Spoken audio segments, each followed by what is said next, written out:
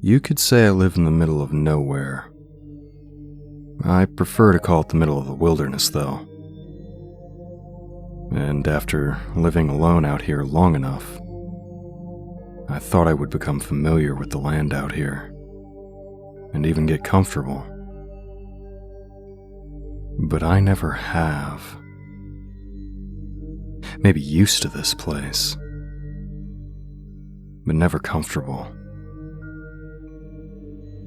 Pretty sure I can hold my own out here for the time being, but even so, lots of weird shit happens out here. Glad to finally have a way to tell strangers who probably won't judge or call me crazy, though. Now back to the topic at hand. Weird stuff. I'll start with the first odd experience I had here. When I first purchased this land, I was really excited. There was already a house on the property that was the perfect size for me. Not only that, but it seemed pretty new. Like the former owners didn't stay around very long. Yeah, red flags. But how was I supposed to know how messed up this place was? Anyway, I move in without any issues, and within a week, I'm out on some of the trails that were already here, looking for deer tracks and other game trails. I'm actually having a pretty relaxing time, until I swear I hear a baby say "mama" in the most stereotypical voice I've ever heard off in the distance. Now, like I said, I'm here in the middle of nowhere, so there shouldn't be anyone for miles. I just shook it off as me hearing things. 20 minutes later, I hear the same voice say "mama" again. Only this time it's 40 yards away, on the other side of some trees and brush. It didn't even sound like a real baby. It just sounded like some disturbed dude. Of course, at this point, he's definitely on my property as well. I start making my way through the undergrowth, and when I'm sure I'm about to hit where he was, the brush clears out, and I finally get a glimpse of the man. He was butt naked and halfway behind a tree, and flaunting a huge smile, while his eyes stayed kinda squinty. He was also pretty skinny, as I could see his ribs. Now usually you hear people say that at this moment my blood ran cold, but honestly, mine didn't. I was looking at some butt-naked crackhead trespassing on my property.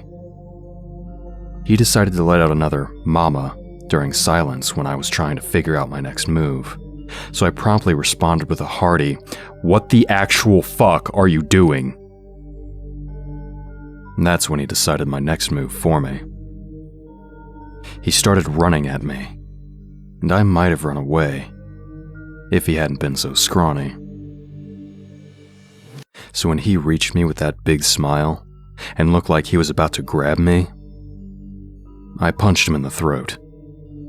It was a good punch. I was proud of it, honestly. It would have kept any normal man on the ground for at least a minute. And that's when I got my first hint that this wasn't a normal man.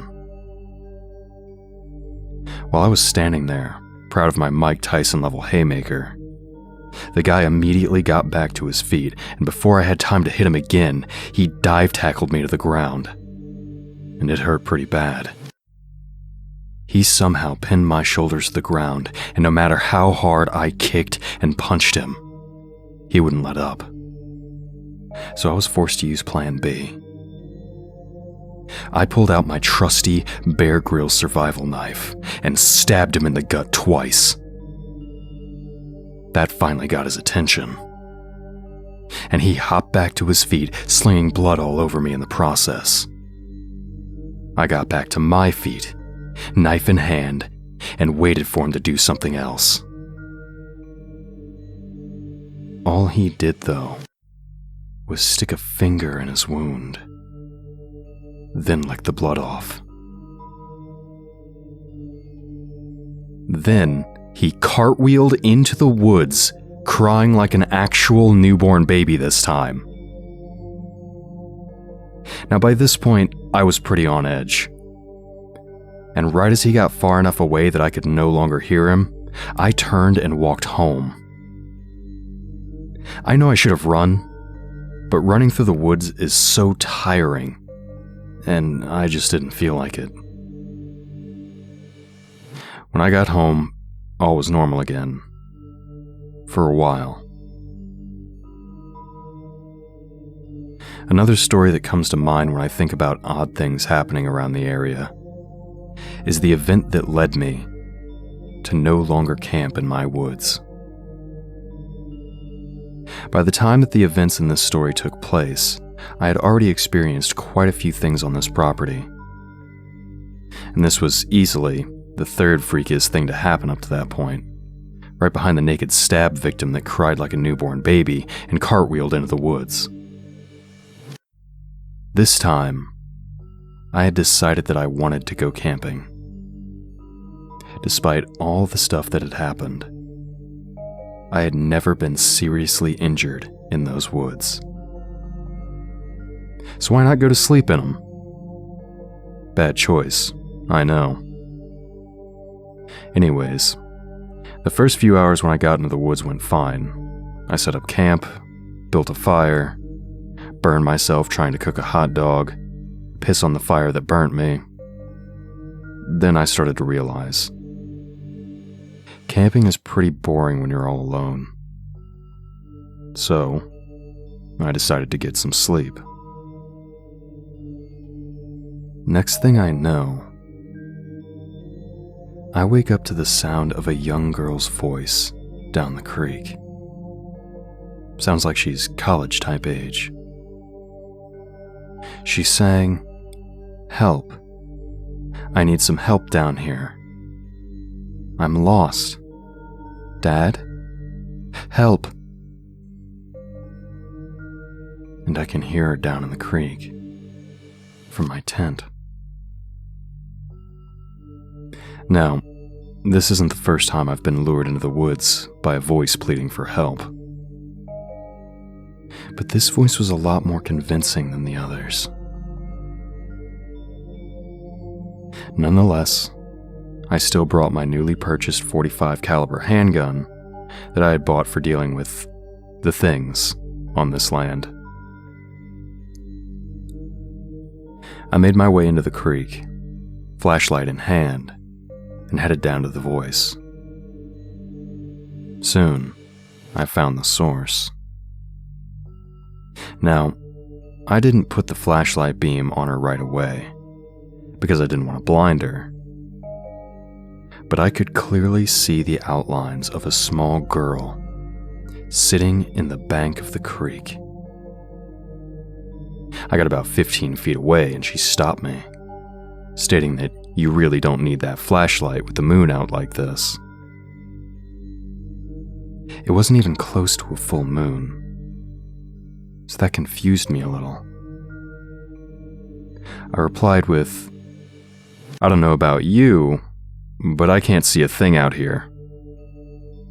Let me help you though. Are you hurt?" Then, I started to shine the flashlight on her. But she screamed, "Stop," before I got to her face. This time, her voice wasn't as convincing. I could tell she wasn't human. Now, what you guys need to realize is that I'm not a badass, and I'm not trying to sound cool or tough. But ever since something happened 3 years ago, the same event that caused me to move out here, I don't respond to situations the same anymore. Maybe I'm not scared of death anymore. Maybe I'm mentally unstable. Maybe I'm just weird. But when I established that this thing wasn't human, I started to smile. It fooled me. Got me out here in the woods, in its domain, and was probably going to make an attempt on my life. But I might as well piss it off a little. So I flicked my flashlight up and revealed its face. It actually was a girl. Sort of. She was super pale and had abnormally large eyes that were completely black. When the light hit her face, her head snapped forward and made eye contact with me, and her jaw dropped open 3 times larger than any human could. And then she screamed. It was loud. An inhuman loud.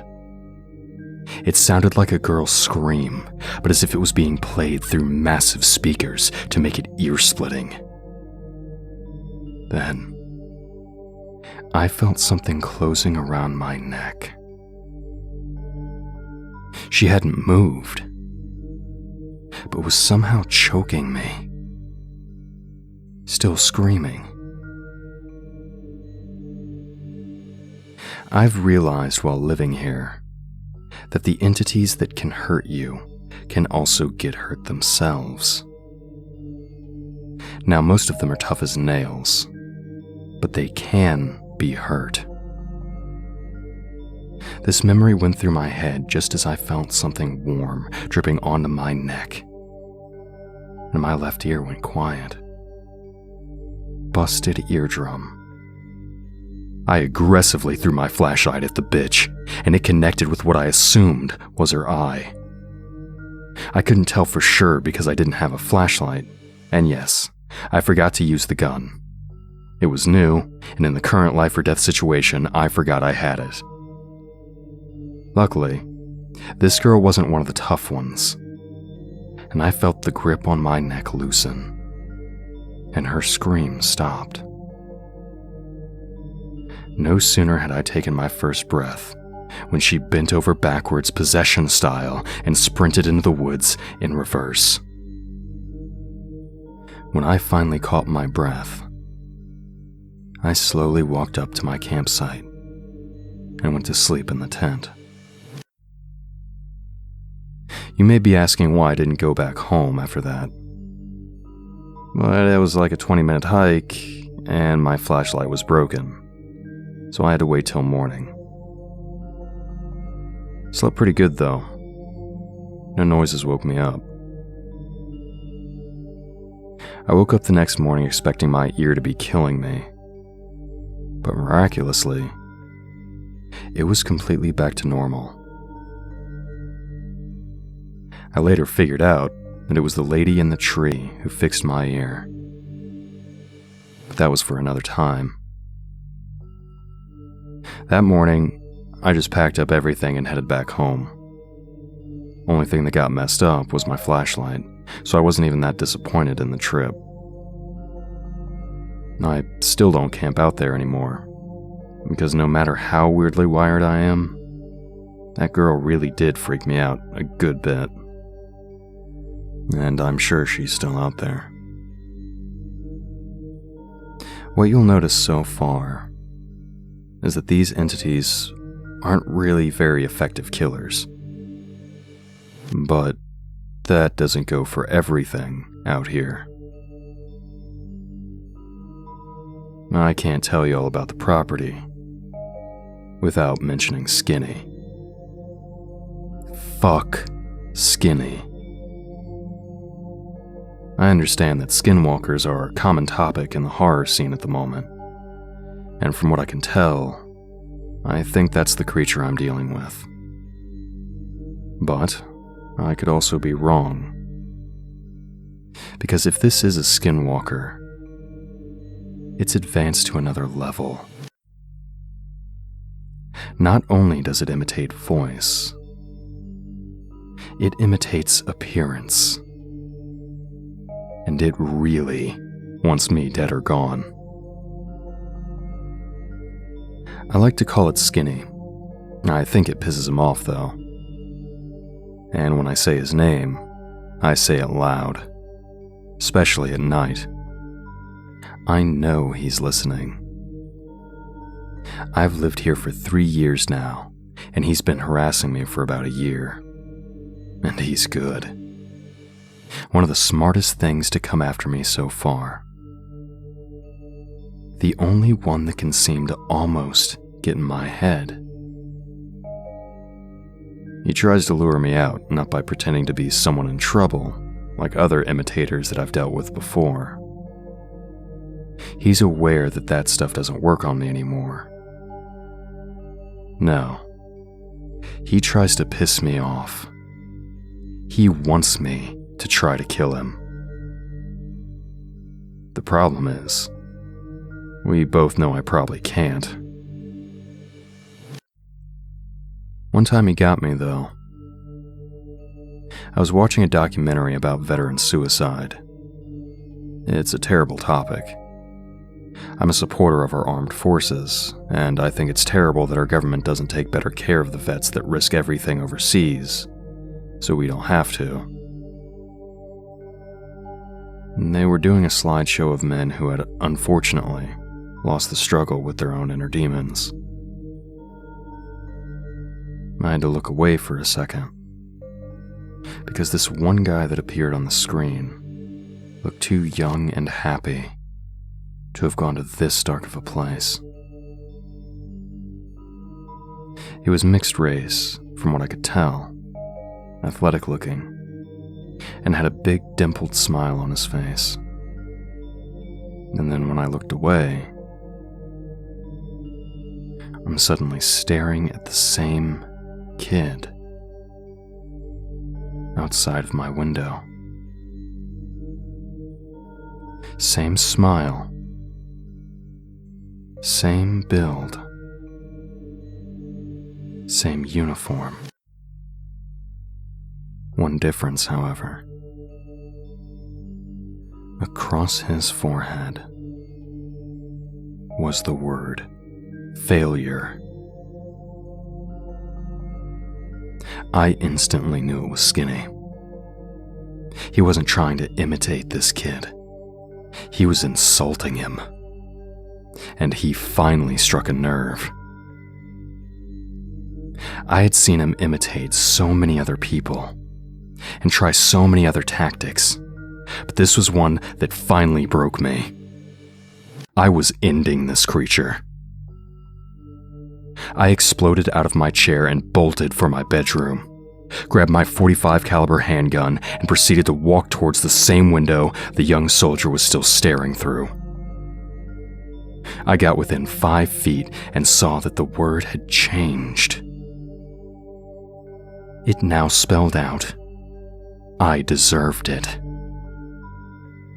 After reading this, I didn't hesitate to raise my gun and fire 2 shots. But I think he ducked them. Bastard is fast. I stormed outside to try and find him, but he wasn't anywhere to be seen. That's when I hear, "Gotcha," whispered into my ear, and I was flung against the wall of my house. The gun flew out of my hand in the process, broke 2 ribs, and dislocated my right shoulder. I was a dead man, and he knew it. Ever since the incident that led me to buy a house by myself out in the middle of the woods, I don't think I've ever felt fear again. Something is wrong with my head. But I did feel defeat. I fell for his trap. And now he's going to kill me. As these thoughts passed through my brain, I passed out from the pain. And the concussion, probably. Then, for some reason that I still don't understand, I woke up. It was bright outside, and I was covered in blood, and in more pain than I had ever been in my entire life. But I was alive. Why was I alive? I struggled to stand up with my right arm hanging loosely at my side. And I soon noticed the words carved into the outside wall of my house. Next time. Fuck Skinny. Ever since I got back from the hospital, I told the doctors I fell off a roof. I've been trying to find ways to deal with or kill a skinwalker. If there is a way, or if he even is a skinwalker. He beat me. And I'm pretty lighthearted with most of my experiences, no matter how intense they are. But I just can't with this one. Because if I lose to Skinny again, I guess I will be signing off for good. Be careful out there. And don't be fooled like me. There isn't always a next time. But hey, not dead yet. So maybe there will be a next time. I plan on writing down more of my experiences in the future. So keep your eyes peeled for those. Until next time, Cole signing off.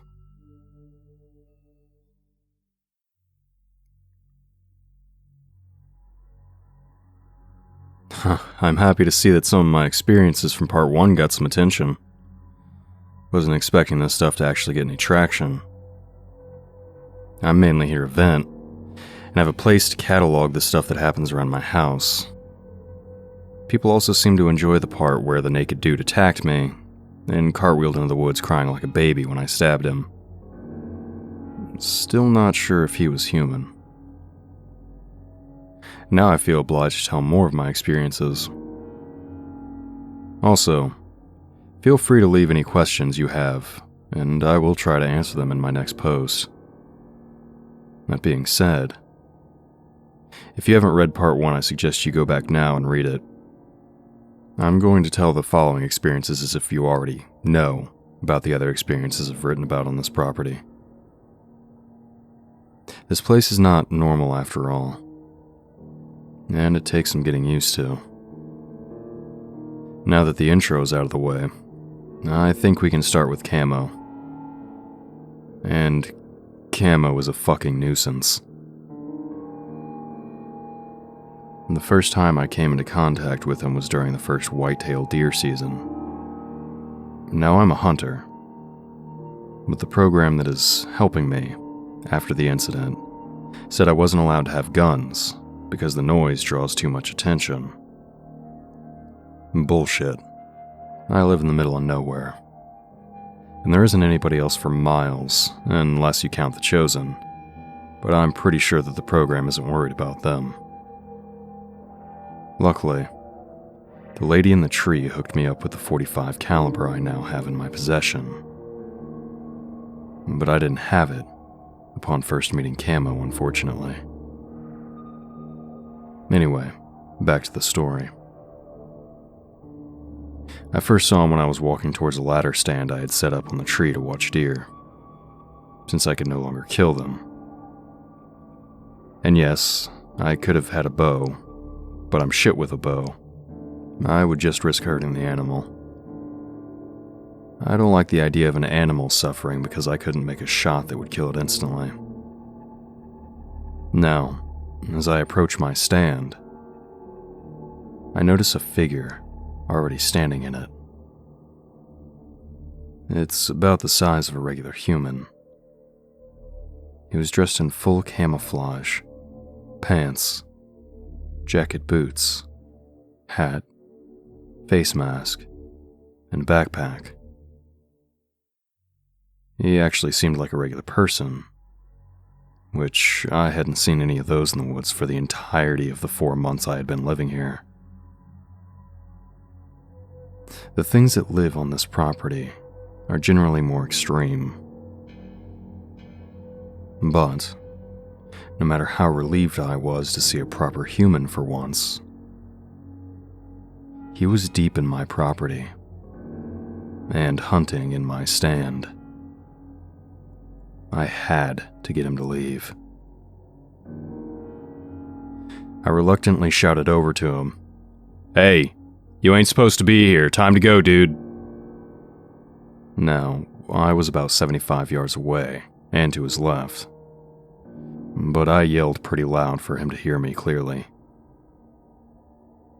He didn't flinch. He stayed facing straight forward, like a statue. What a prick. Look, try to be creepy all you want, but ignoring someone like that is just rude. I know he hears me. I have reason to believe he was just trying to freak me out because I've made him break character before. So, after I yell and he ignores me, I start getting impatient. I yelled the same thing at him again, a little louder, and still ended up with the same response. What a dick. Now I'm livid because he's making me ruin all my chances at seeing a deer this afternoon by making me yell at him. So, naturally, I start a brisk stroll over to tell him off to his face, or maybe kick his ass. I already noticed he didn't have a rifle, so I just assumed that he was watching like I was planning on doing. Of course, he could have had a concealed handgun, but I'm a dumbass, so I didn't consider that. Then, I hear the crunch of something under my foot, and the sudden sound of a rope sliding across the surface at high speed. I froze for a fraction of a second, and before I could squeak out an "oh shit," I'm hanging upside down from my ankle. There was a loop around my leg that held me suspended 7 feet off the ground like a damn cartoon. I was like a fucking Looney Tunes character. I couldn't help but roll my eyes. I immediately knew it was Camo, and when I look up, or down, shit, I was upside down, so I didn't really know where I had to look. But I saw him slowly climbing down the ladder. Like, really slow. What a dramatic guy. If he wasn't so obsessed with appearances, he probably could have killed me. That's what I think he wanted to do anyways. There was a machete on his hip that I could now see, and the blade was chipped in a way that made it look serrated. Wouldn't have been a very useful tool unless you wanted to use it to inflict pain. I think the biggest flaw with Camo's trap, though, was that he didn't account for the single fact that 99% of people who live alone in the woods learn that carrying a large knife at all times is a necessary thing if you want to stay alive. I wish I could tell you that I did a flip after I cut myself down and landed on my feet like some sort of badass, but I didn't. I landed on the back of my neck, and my vision went dark for 15 seconds, which I guess was enough time for Tweedle Dumbass to finally get to the bottom of the ladder stand. As I stood up, I saw that he was standing completely still at the base of the stand. Still, 50 yards away from me, staring at me. I could hear his thoughts from here. Damn, why did he get out? Shit, shit, shit. Then he turned and bolted. This dude was booking. I lost sight of him in less than 30 seconds into my chase and had to give up. I need to jog more. And what more? By the time I got back to the ladder stand, it was already getting dark. I didn't even get a chance to watch any deer. I've seen Camo on multiple other occasions as well, but I figured him out. He got me the first time, but his traps really aren't that sneaky. They are elaborate, but not sneaky. He always appears in an area that I plan on hunting in. Don't know how he knows where I'm going to be, but I stopped questioning stuff on this land a long time ago. And I always notice him long before I get to the location. Again, I have no idea how he plans this shit out. And secondly, there is always a trap set somewhere directly between when I first spot him and his actual location. Like if I were to draw a line from him to where I see him from, the trap will always be on that line. Also, another important thing to realize is that none of his traps are fatal. They're all meant to keep me from escaping, but not kill me. They do hurt, though. One time I almost stepped in a bear trap he had set out, and it for sure would have broken my leg if it had got me. This non-fatal part was his downfall. I figured out that he didn't want me to die in a trap. He probably wanted to do the deed himself. Or maybe do something else, but he really didn't want me dead in a trap. So all I had to do to get him riled up was die in a trap, right? After the lady in the tree hooked me up with the pistol, a little over a year and a half ago, one of the first problems I wanted to solve with it was the creator of the various nets, ankle snares, and holes that attempted to contain me many times before. And I knew exactly how I was going to do it. One of Camo's reoccurring traps was a large 11-foot deep hole, covered by a large amount of suspiciously patterned sticks and leaves that could literally be seen 100 yards away. I just had to wait until he used this trap again. After a swinging log that I think was supposed to knock me out, and another net that was meant to land on top of me. I might add that it was made of wire, so I couldn't cut through it. But it also had a glare from the sunlight that made it impossible not to see. I finally came across the trap I was looking for. 4 weeks after I got the gun, I find myself walking toward an 11-foot hole, trying to pretend I don't see it. And suddenly, I start falling. I was ready for the fall, and let out a loud yell as I traveled downwards. And as I hit the ground, I stayed as quiet as possible. Which was hard considering the broken toe and dislocated knee I had just received. Fuck Camo for making me do this. I army crawled my way over to the side of the hole, and laid my head against the side to make it look like I had broken my neck. Then I waited. It took 15 minutes for that little prick to dramatically make his way over to me. But I heard him walk up the edge of the hole. I obviously had to close my eyes to appear dead, because I couldn't run the risk of blinking. But I almost smiled when I heard Camo mutter to himself, "Oh shit, no, they're gonna be so fucking pissed." I took advantage of the moment, and quickly opened my eyes and whipped out the pistol, firing 3 shots at him as quickly as I could. I missed with all but one. The bullet that met its mark put a hole in Camo's shoulder, and he let out a garbled scream of nonsense and gibberish.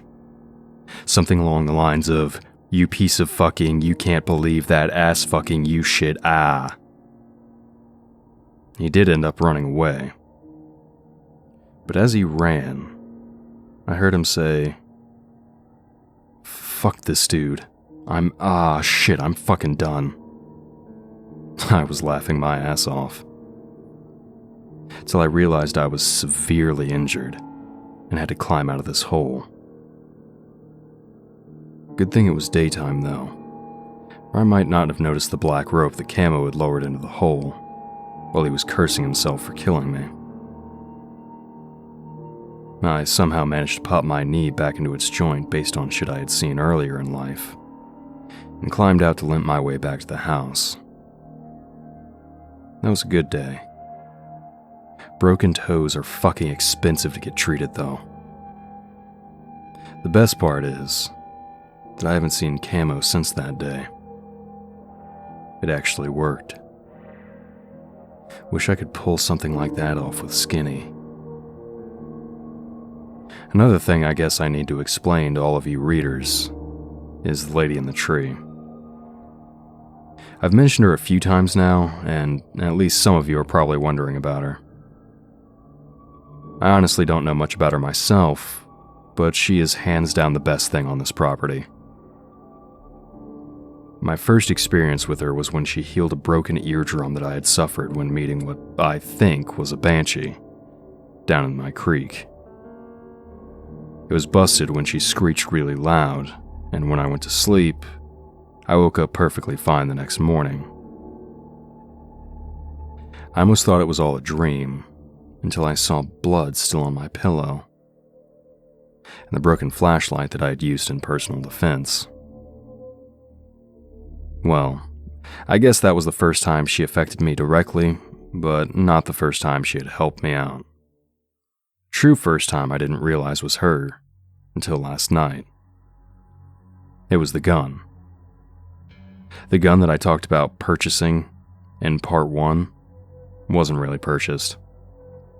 I just wasn't willing to admit that I had looted it off of an old corpse that I had found in an abandoned log cabin in the back of the property. This is an example of how sneaky she is. I only started to wonder if it was her doing while I was recording the first set of these stories, and I started thinking about how good of shape the gun was in. Of course, it was a little dirty when I found it, but it was also in perfect operating condition.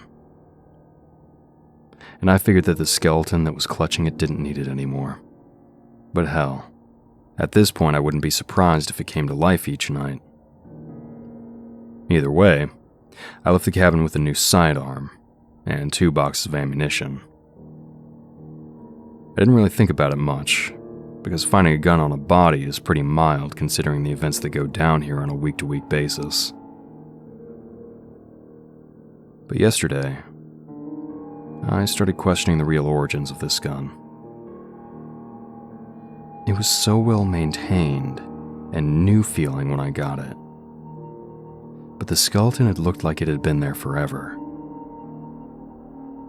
Not to mention the fact that the gun was unloaded, and the boxes of ammo were unopened.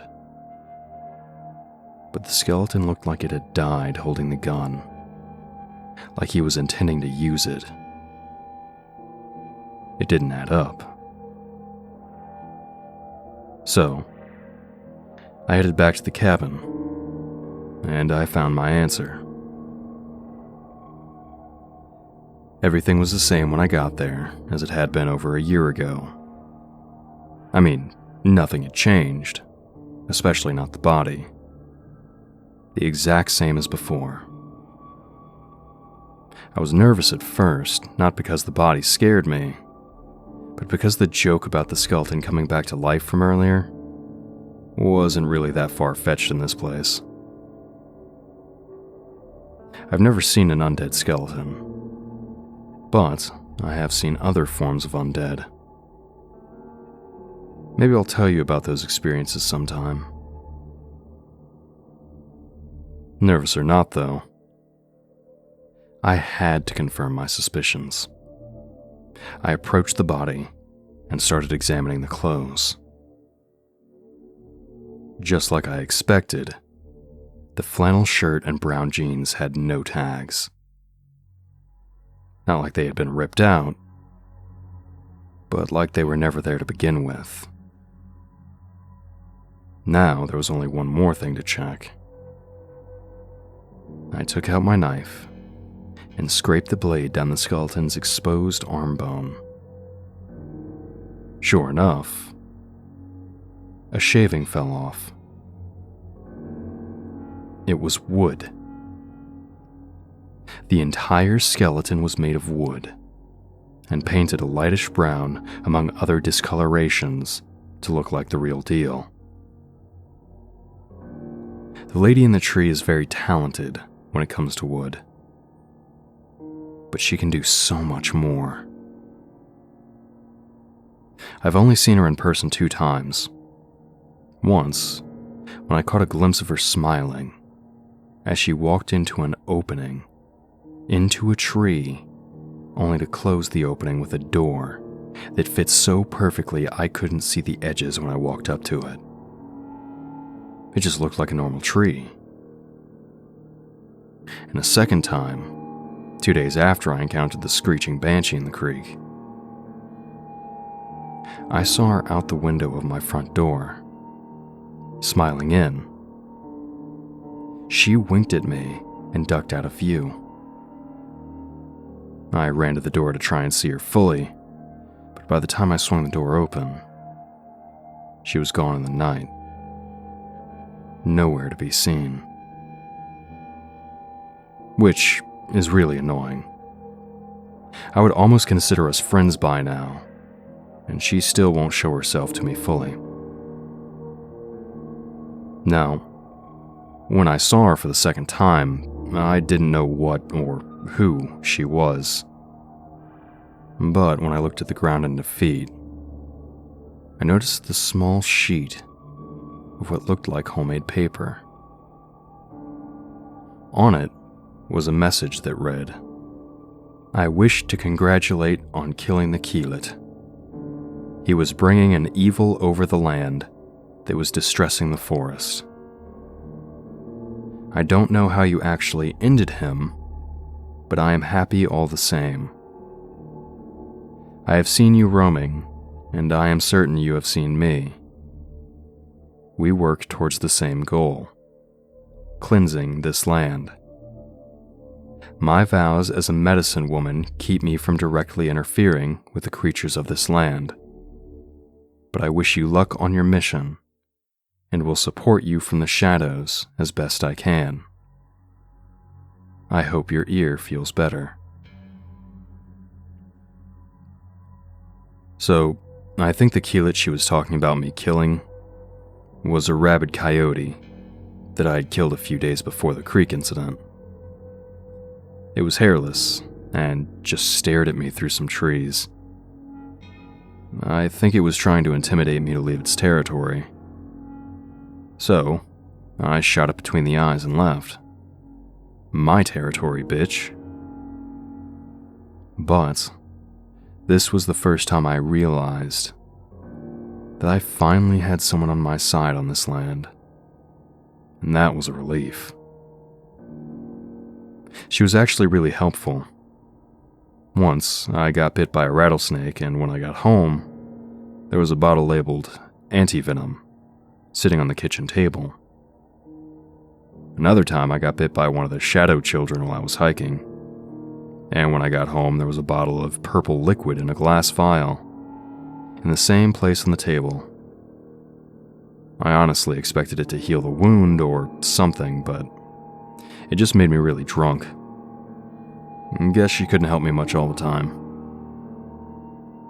She's done other stuff too, but now I'm kind of worried about her. I haven't heard or experienced any help from her in 8 months. I'm worried something got to her. Or even worse, what if she's mad at me? I mean, Skinny almost killed me 6 months ago, and she didn't do shit. I've grown to like her, and even depend on her a bit, but she's just gone. I think I'll call it quits for this post, but hopefully I can stay alive long enough to post more. The hunt for Skinny continues. If you don't know who that is, shame on you for not reading the first post before now. And if you do know who that is, I appreciate any suggestions you have for killing him. See you all next time. Cole, signing off.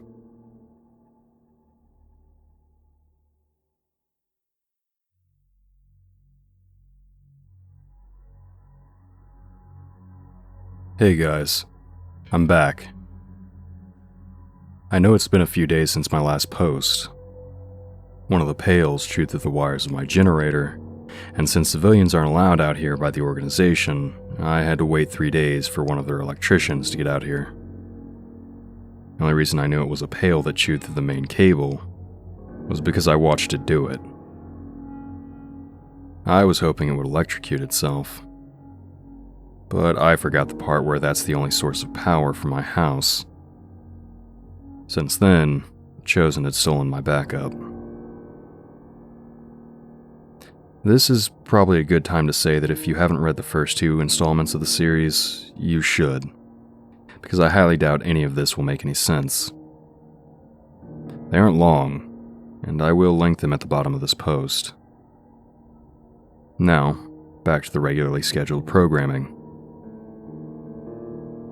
I realized while I was stuck in the dark for the past 3 days, reading books, hiking, out of pure boredom, that I hadn't told y'all about the pails yet.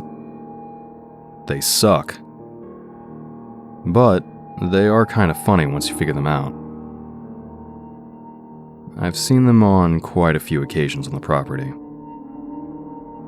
The pails are white humanoids that crawl on the ground on all fours, usually dragging their belly and using the same motion that Spider-Man uses to climb walls.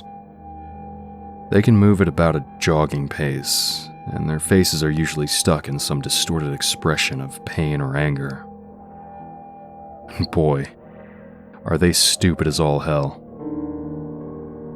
Let me tell you about the first time I saw one. I had already been living here about 7 months, I think, so I was becoming more familiar with the weird shit that calls this place home. I was out hiking some of my trails, kinda halfway looking for weird shit, halfway minding my own business, and suddenly I can hear what sounds like a baseball player sliding through the leaves of the forest, trying to reach home plate ahead of me. Only, the sliding didn't stop, and it was coming straight towards me. I prepared myself by taking out my trusty Bear Grylls survival knife and entering what I would describe as an aggressive stance. Felt pretty badass, not gonna lie. Expecting some creature to come barreling out of the bushes in front of me. I was a little shocked to see a butt-naked man with super pale skin drag itself out from under a bush on its stomach. What is it with fucking naked dudes on my land? Can I get a pretty woman at least once? Anyways, after I got done being flabbergasted and became aware of my surroundings again, I became aware that the dude was almost on me and was reaching out for my leg. So, I jumped on his back, and it worked like a fucking charm.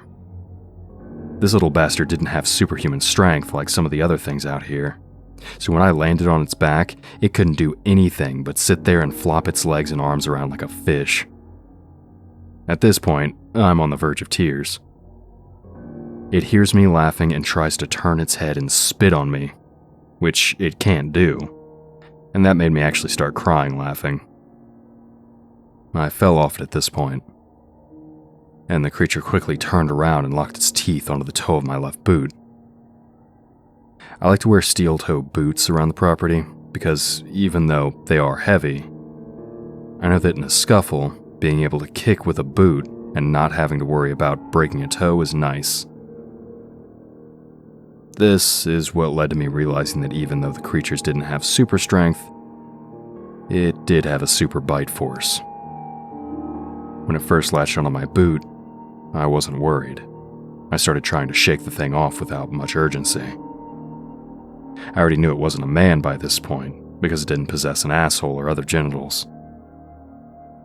But I got a little worried when I noticed the end of my boot changing shapes, as the steel on the end started to bend. I then said out loud, "If you don't stop right now, I'm gonna stab your head, you little shit." It paused, as if debating on the decision, and then slowly starting biting down again while its eyes looked up at me, as if to try and call my bluff. I wasn't bluffing. A few seconds later, The thing is frantically clawing its way back into the forest with my favorite Bear Grylls survival knife still in the back of its stupid fucking head. Nobody likes a thief. Got back home fine, but I had to replace my favorite knife and get a new pair of boots.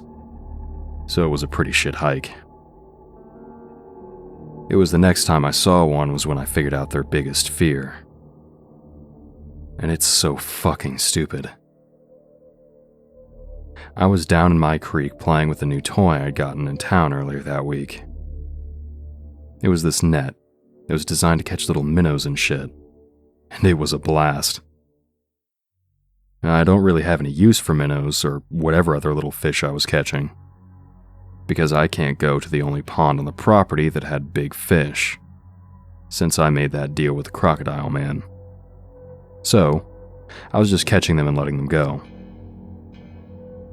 I'm suddenly greeted by the somewhat familiar sound of a grown man sliding across the ground, on their belly.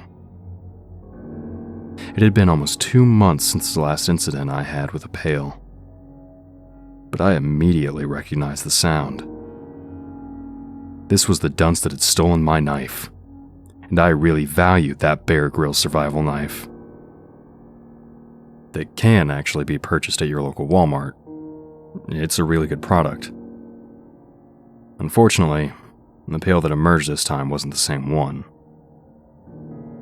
It had a different face, and was more of a light pink than the original white that was on the first pail. It was still the same type of creature, though. This time, things went down different. As it tore into the clearing that I was in about 30 feet from me, it froze, with its eyes wide. As it had torn through the brush, I was already facing its direction, holding the net sprayed out to my side in the same way a bullfighter holds a red cape, since I was preparing to throw the net into the creek. The pail's eyes were switching between looking at the net and looking at me. So I looked at the net and back to him. Then it clicked. No way.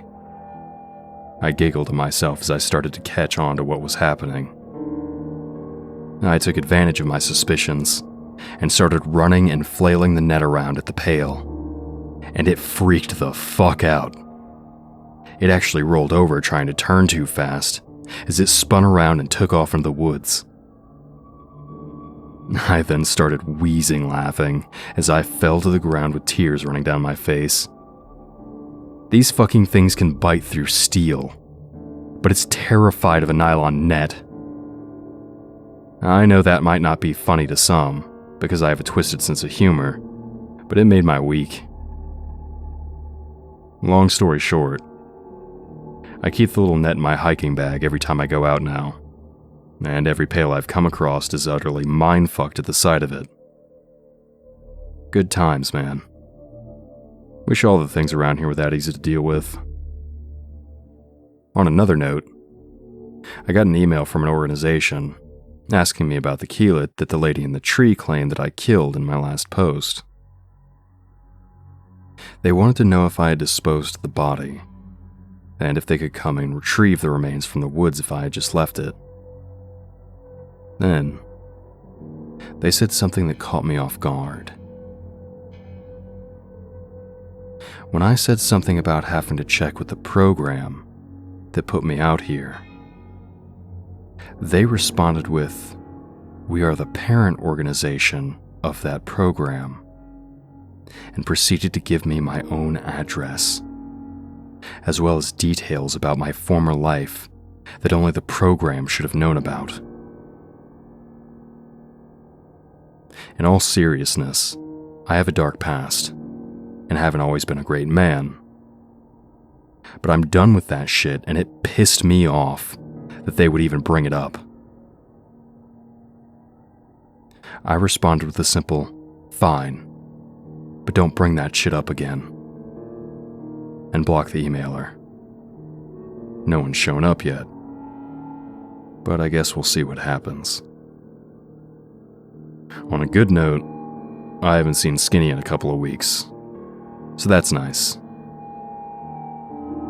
See y'all next time, and feel free to leave your questions in the comments. And if you have any ideas what these pails actually are, or what a keelet is, please tell me. If any of you are good with research stuff, I would appreciate it. Talk to y'all again soon.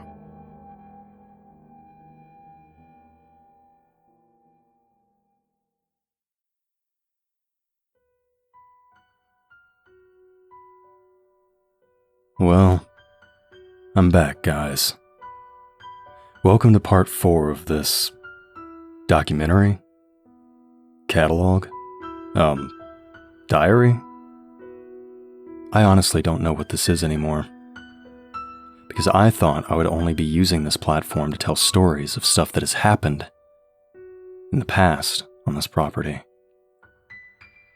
But now I'm being forced to bring this journal to the present. You see, those people from that organization did come to see about the keelet. And now, there's a guy named Mark living in my house and sleeping on my couch. Well, not really sleeping, more of unconscious. But we'll get to that part later.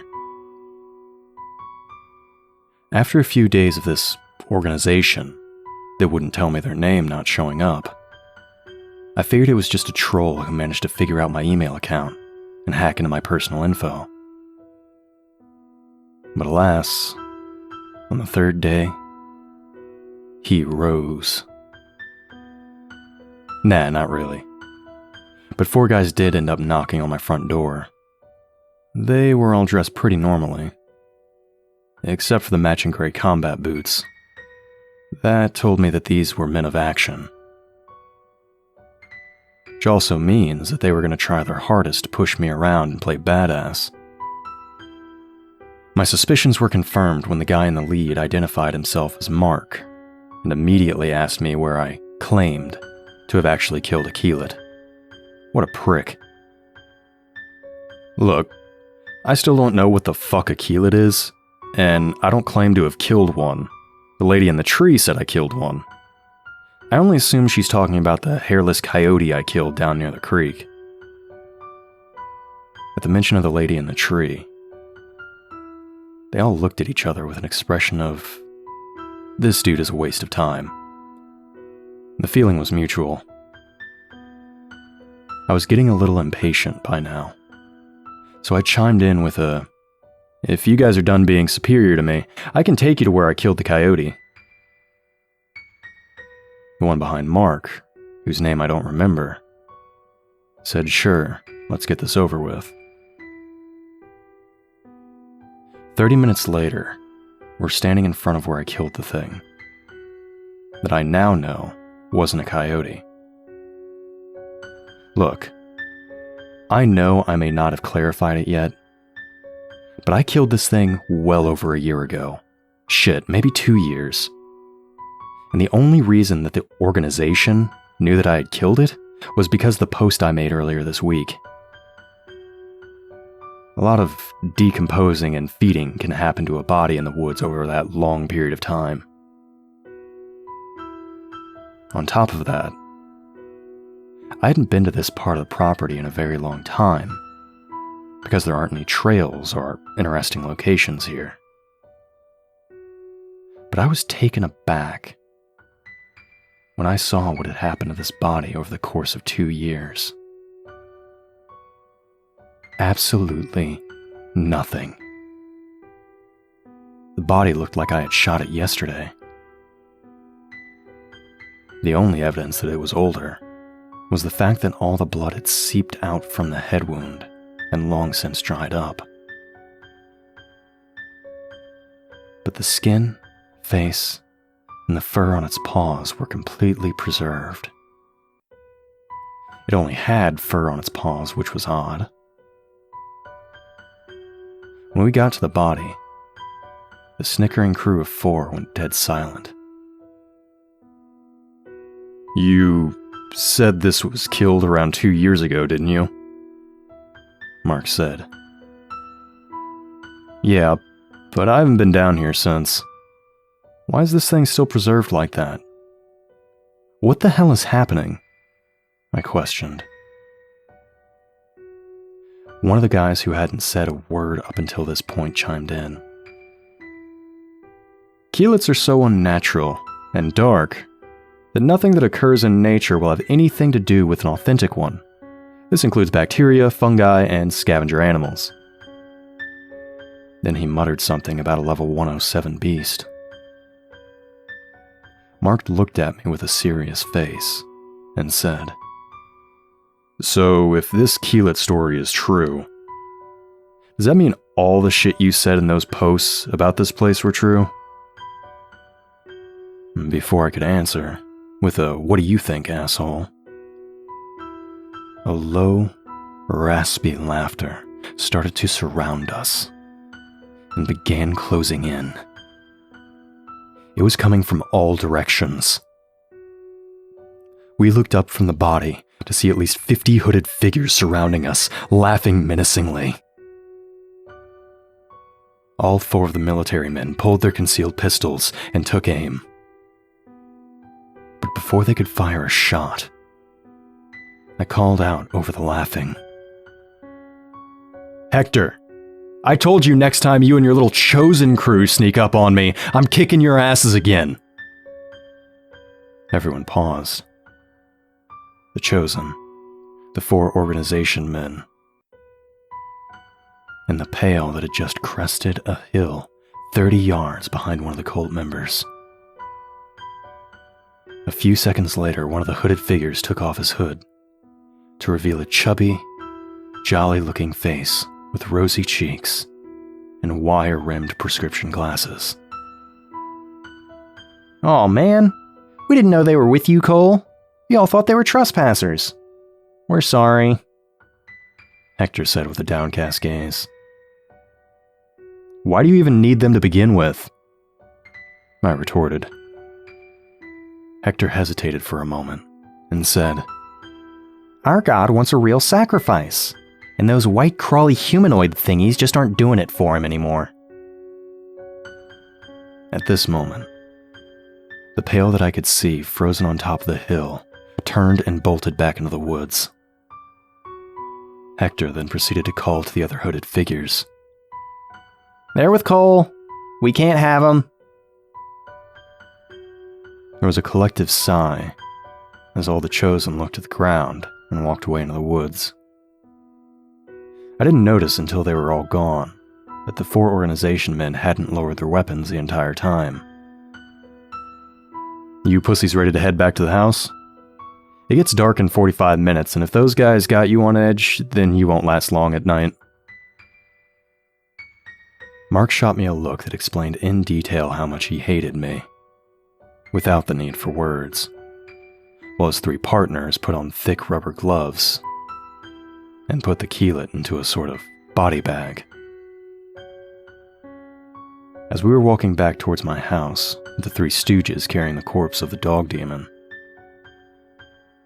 Mark starts questioning me.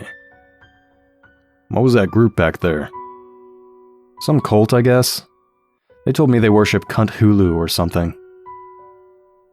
He seems kind of taken aback for a second, and then asked, "Why do they seem wary of you, but not flinch when we had guns trained on them?" "That's simple.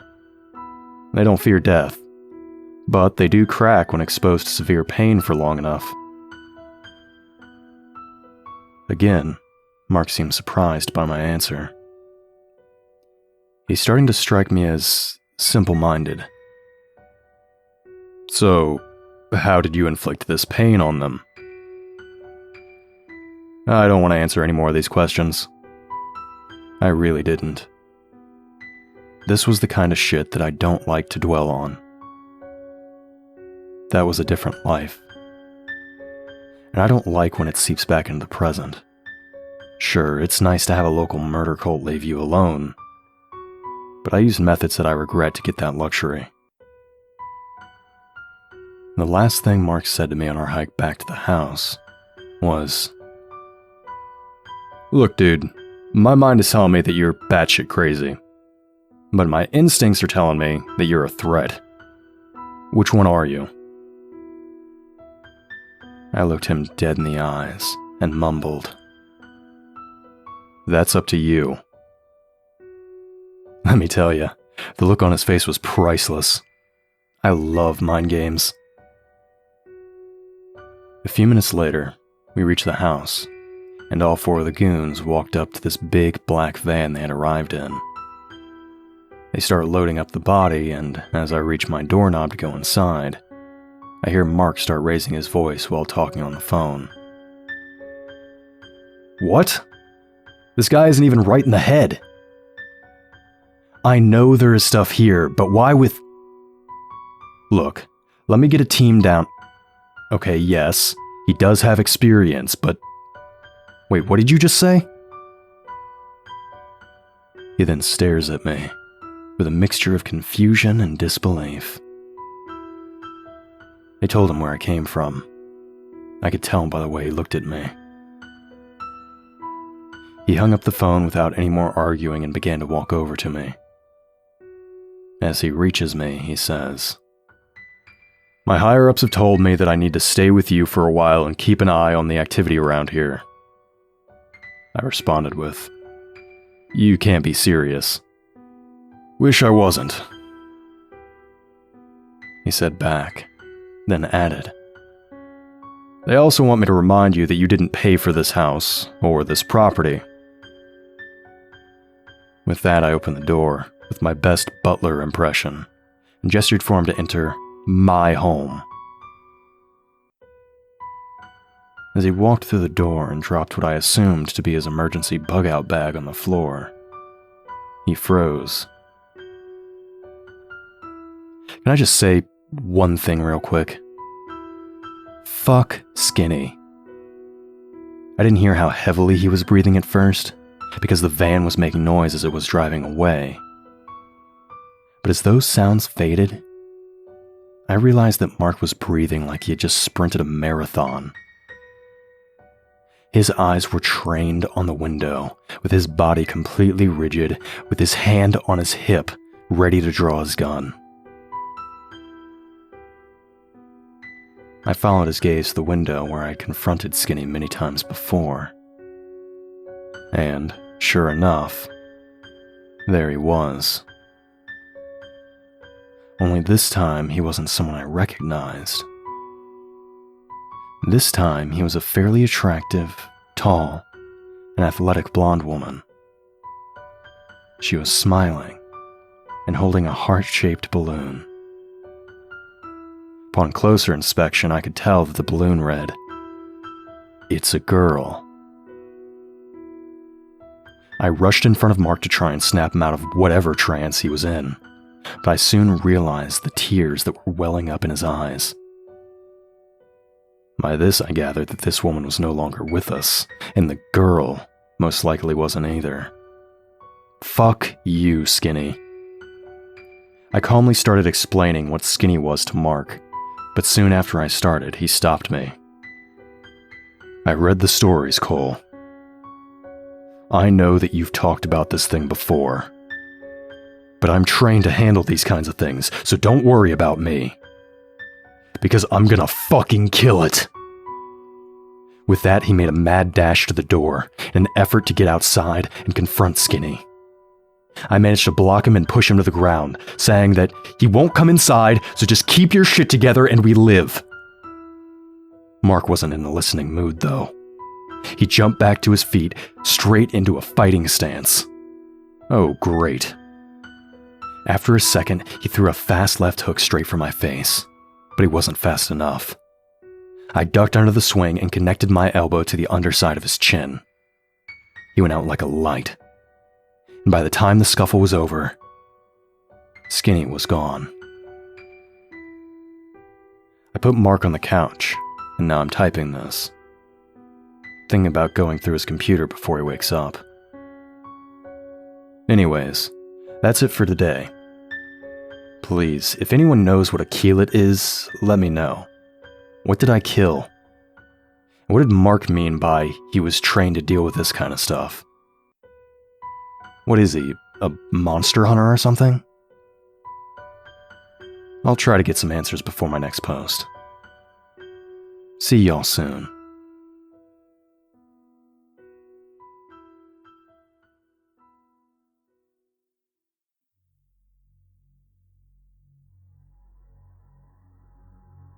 I usually try to do some kind of intro to these posts, but today I'm too excited to take the time to do that. If you haven't read my previous posts, you should. They're quite a bit more action-packed and explain all the events that lead to where I am now. If you haven't read them, you won't have any idea what I'm talking about. Do y'all remember the last post when I joked about Mark being some kind of monster hunter or something?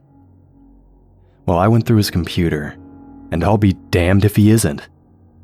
He's got files on even more files about all these different tangibles, which I think just means monster.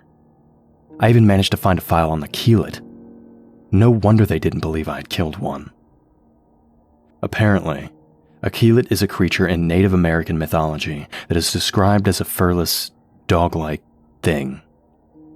It does have fur on its paws, though, which supposedly makes it impossible to hear or track in the wild.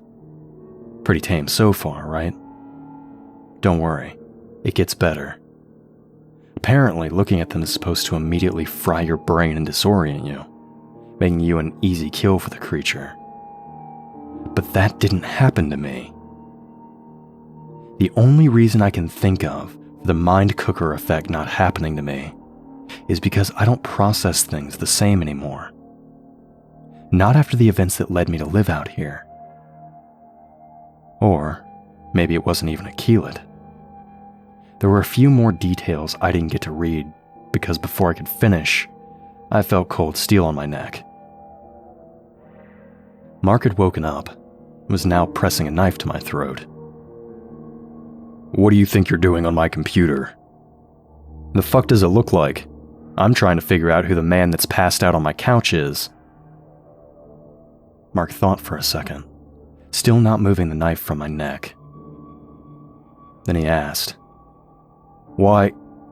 how did you knock me out? I know you have a dodgy history, but close quarters fighting is my specialty. But all I can remember is going to hit you, then it went dark."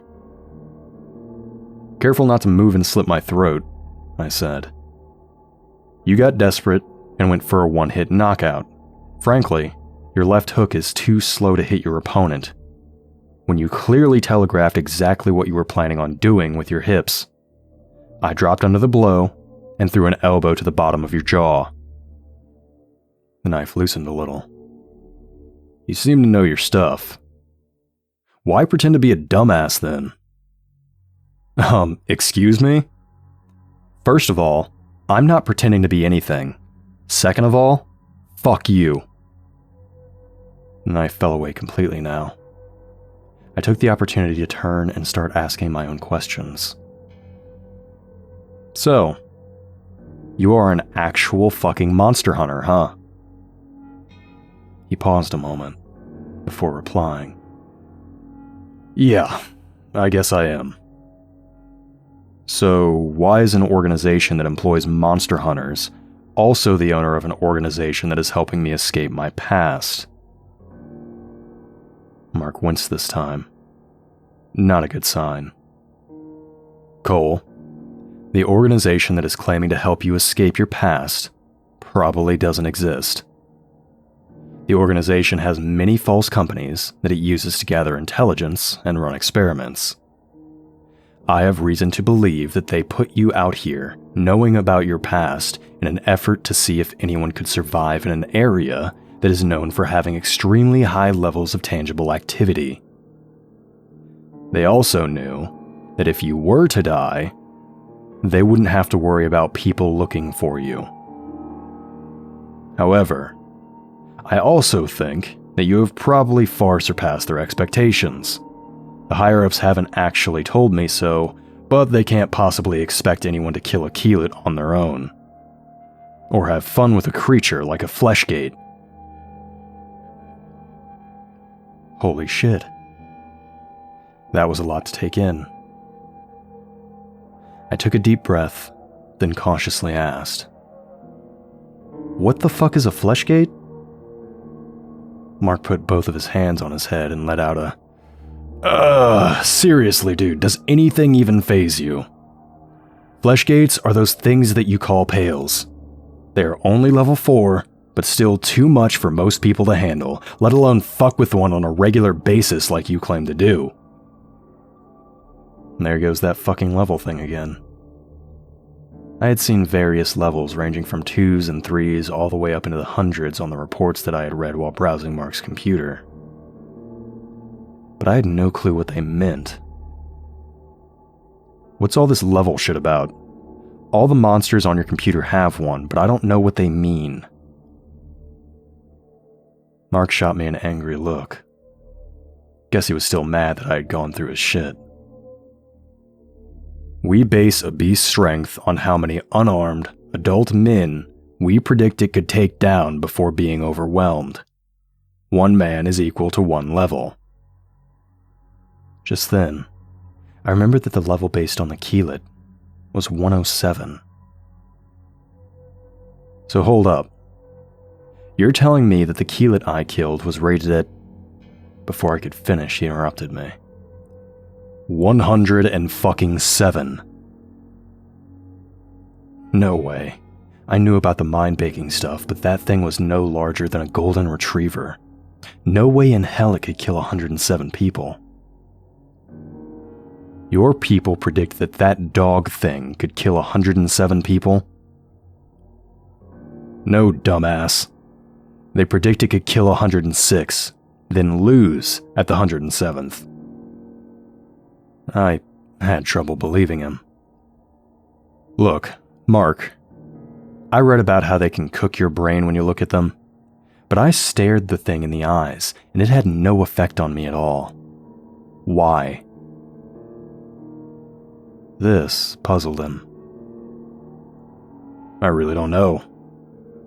And that's why I didn't believe it when I first heard that some dude claimed to have shot a keyleth to death on Reddit.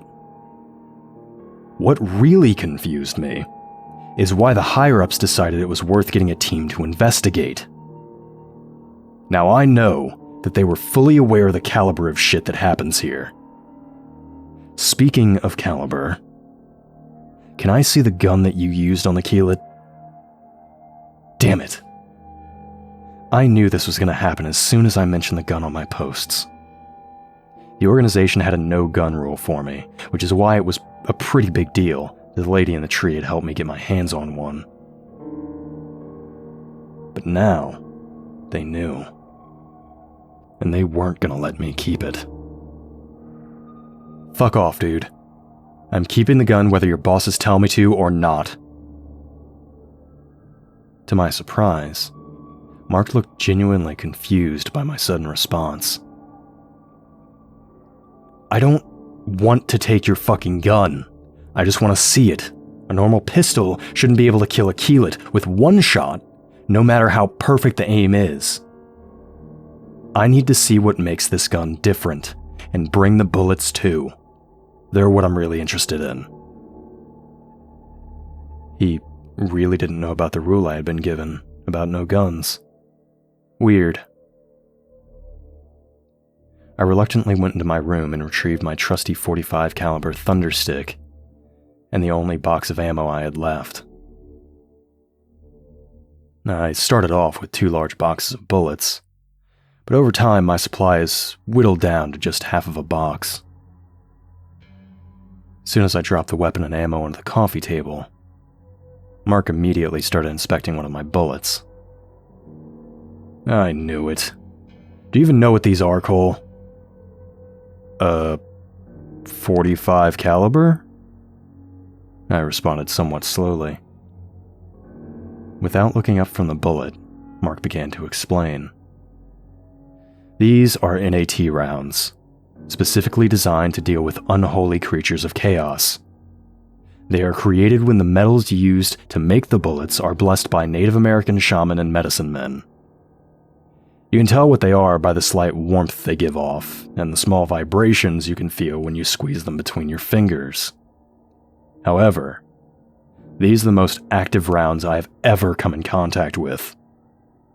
They're much warmer and vibrate more than the rounds I'm issued. If that lady in the tree gave you these, she's likely a lot more powerful than you realize. Mark looked up, maybe expecting some type of awe at this revelation. Well, that's neat, I responded, somewhat dumbfounded. I guess it was cool to have enchanted bullets and all, but it didn't change much in the grand scheme of things. Kind of like your car's speedometer goes up to 120 miles per hour. Most people won't ever drive that fast, but it's cool to know that when the time comes, you might be able to. Then again, I guess the magic bullets came in handy when I shot the keelet, as well as a few other things, so maybe I should be more grateful. Before Mark could scold me again for my lack of reaction to his astounding observations, we were interrupted by a knocking at the door. We looked over to see one of the 3 guys Mark had been working with when he first arrived. Through the window of my door, we could see him frantically beating on the wood and looking over his shoulder. "Mark! It attacked the van! Holy shit, Jack is dead and Phillips is hurt bad! Come help me carry him, please!" Mark started to jump up, then caught himself. "Cole, this thing is good. It almost got me a second time. Shit, and it almost got me with the fucking help me technique as well." I started to smile. At least Mark wasn't a complete dumbass. I watched Skinny as he began that stupid grin he always did when he got figured out, before he darted off. Not much has happened over the past few days, and I'm starting to get used to my new roommate. I'll still keep you all posted, though. Something wild is bound to happen sooner or later, especially with all the patrols Mark keeps making us go on. Cole signing off, for now.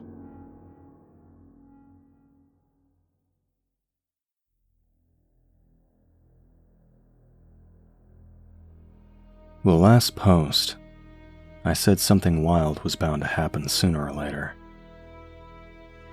I wasn't disappointed. Mark has been living here for about a week now, and he finally got what he was looking for. Action. It wasn't really in his favor, though. I mentioned the patrols he keeps taking me on last post, but I didn't really go into detail. He calls them patrols, but it's honestly more of a scavenger hunt. He even gave me a damn list, like a little kid or something. On the list were specific signs and objects that were indicative of tangible activity. Tangible is fancy talk for monsters. I asked him what an intangible was as a joke, and he nonchalantly said, "Ghosts and other shit you can't touch." After I realized he was serious, I popped the question. Why not just say monsters and ghosts and shit? He thought for a moment. "Because the people who name the stuff are nerds." Fair enough, I guess.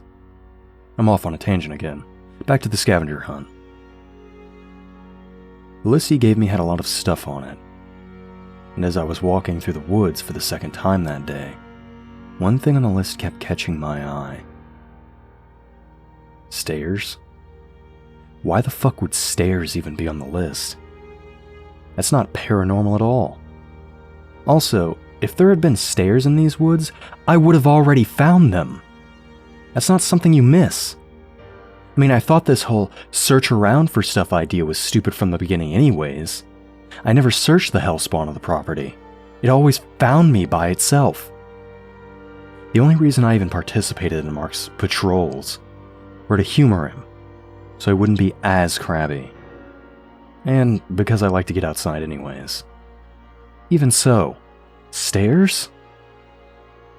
I was looking at the list, eyeing down the word stairs for the millionth time, and suddenly it got dark.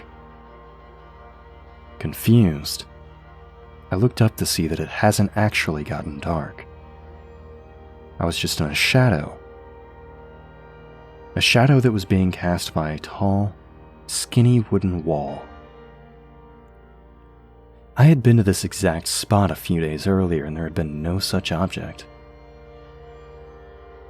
The wall was about 5 feet wide and 10 feet tall, and I somehow almost walked directly into it without realizing. I began to walk around, and quickly realized it wasn't a wall. Yeah, as you probably already guessed, it was the back of a fucking flight of stairs. I was honestly fucking shook. It was like I had summoned them after thinking about them too much.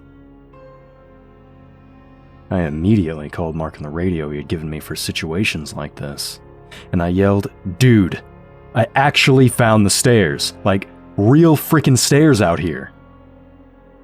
I hadn't been this excited about something in a long time, and I had no idea why I was excited now. I think it had something to do with me thinking the stairs were such a stupid thing to look for, only to end up finding some when I never expected to. Either way, I barely heard Mark respond with, "Okay, just stay put for a minute, I'll be there soon. And please, stop screaming. You're scaring away all the things out there."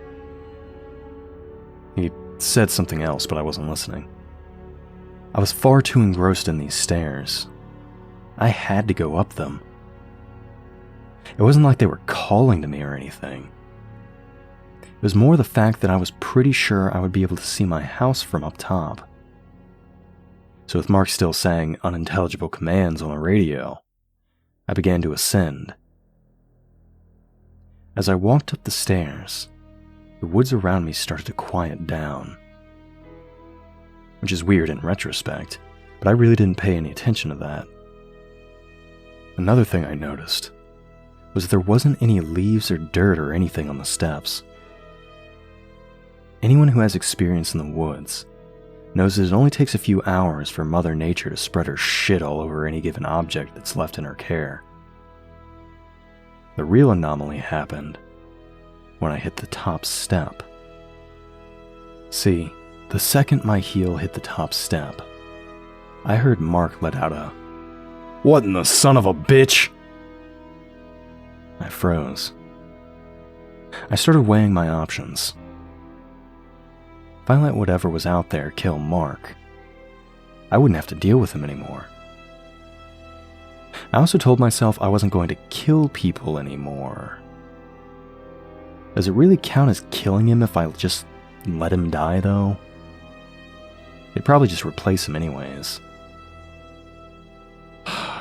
Guess I'll go help. And with that thought, I went to go help him. I honestly expected there to be a pail clamped onto his foot, or for him to have fallen into one of Camo's traps. But alas, all I found was Mark. Without shoes on. Just socks. Clenching the toes of each of his damn feet in his hands. Before I could even ask him what was going on, he stuttered. You went on the damn stairs, didn't you?" "Yes? And why does that matter?" "I'm telling you, if looks could castrate." "Bad shit happens when you go up the stairs, you dick. I told you over the radio not to go up them." "Ah, must have missed that part. What happened to you anyways?" Now this part is kinda nasty. Mark let go of the one end of his socks to reveal that the toe area was covered in blood. He then removed the sock, and I shit you not, all of his toenails were gone. Damn! How'd you manage that? Are you daft, Cole? You did this when you went up those stairs! Yeah, sounds stupid, I know. But I kinda believe him. Because I know for a fact that those stairs weren't normal. I'm certain of this because when I went back to where they were to show Mark, who was limping something awful, they weren't there anymore. Just disappeared. Mark wasn't surprised by this either. And, in case you were wondering, I could not see my house from the top, which was a bummer.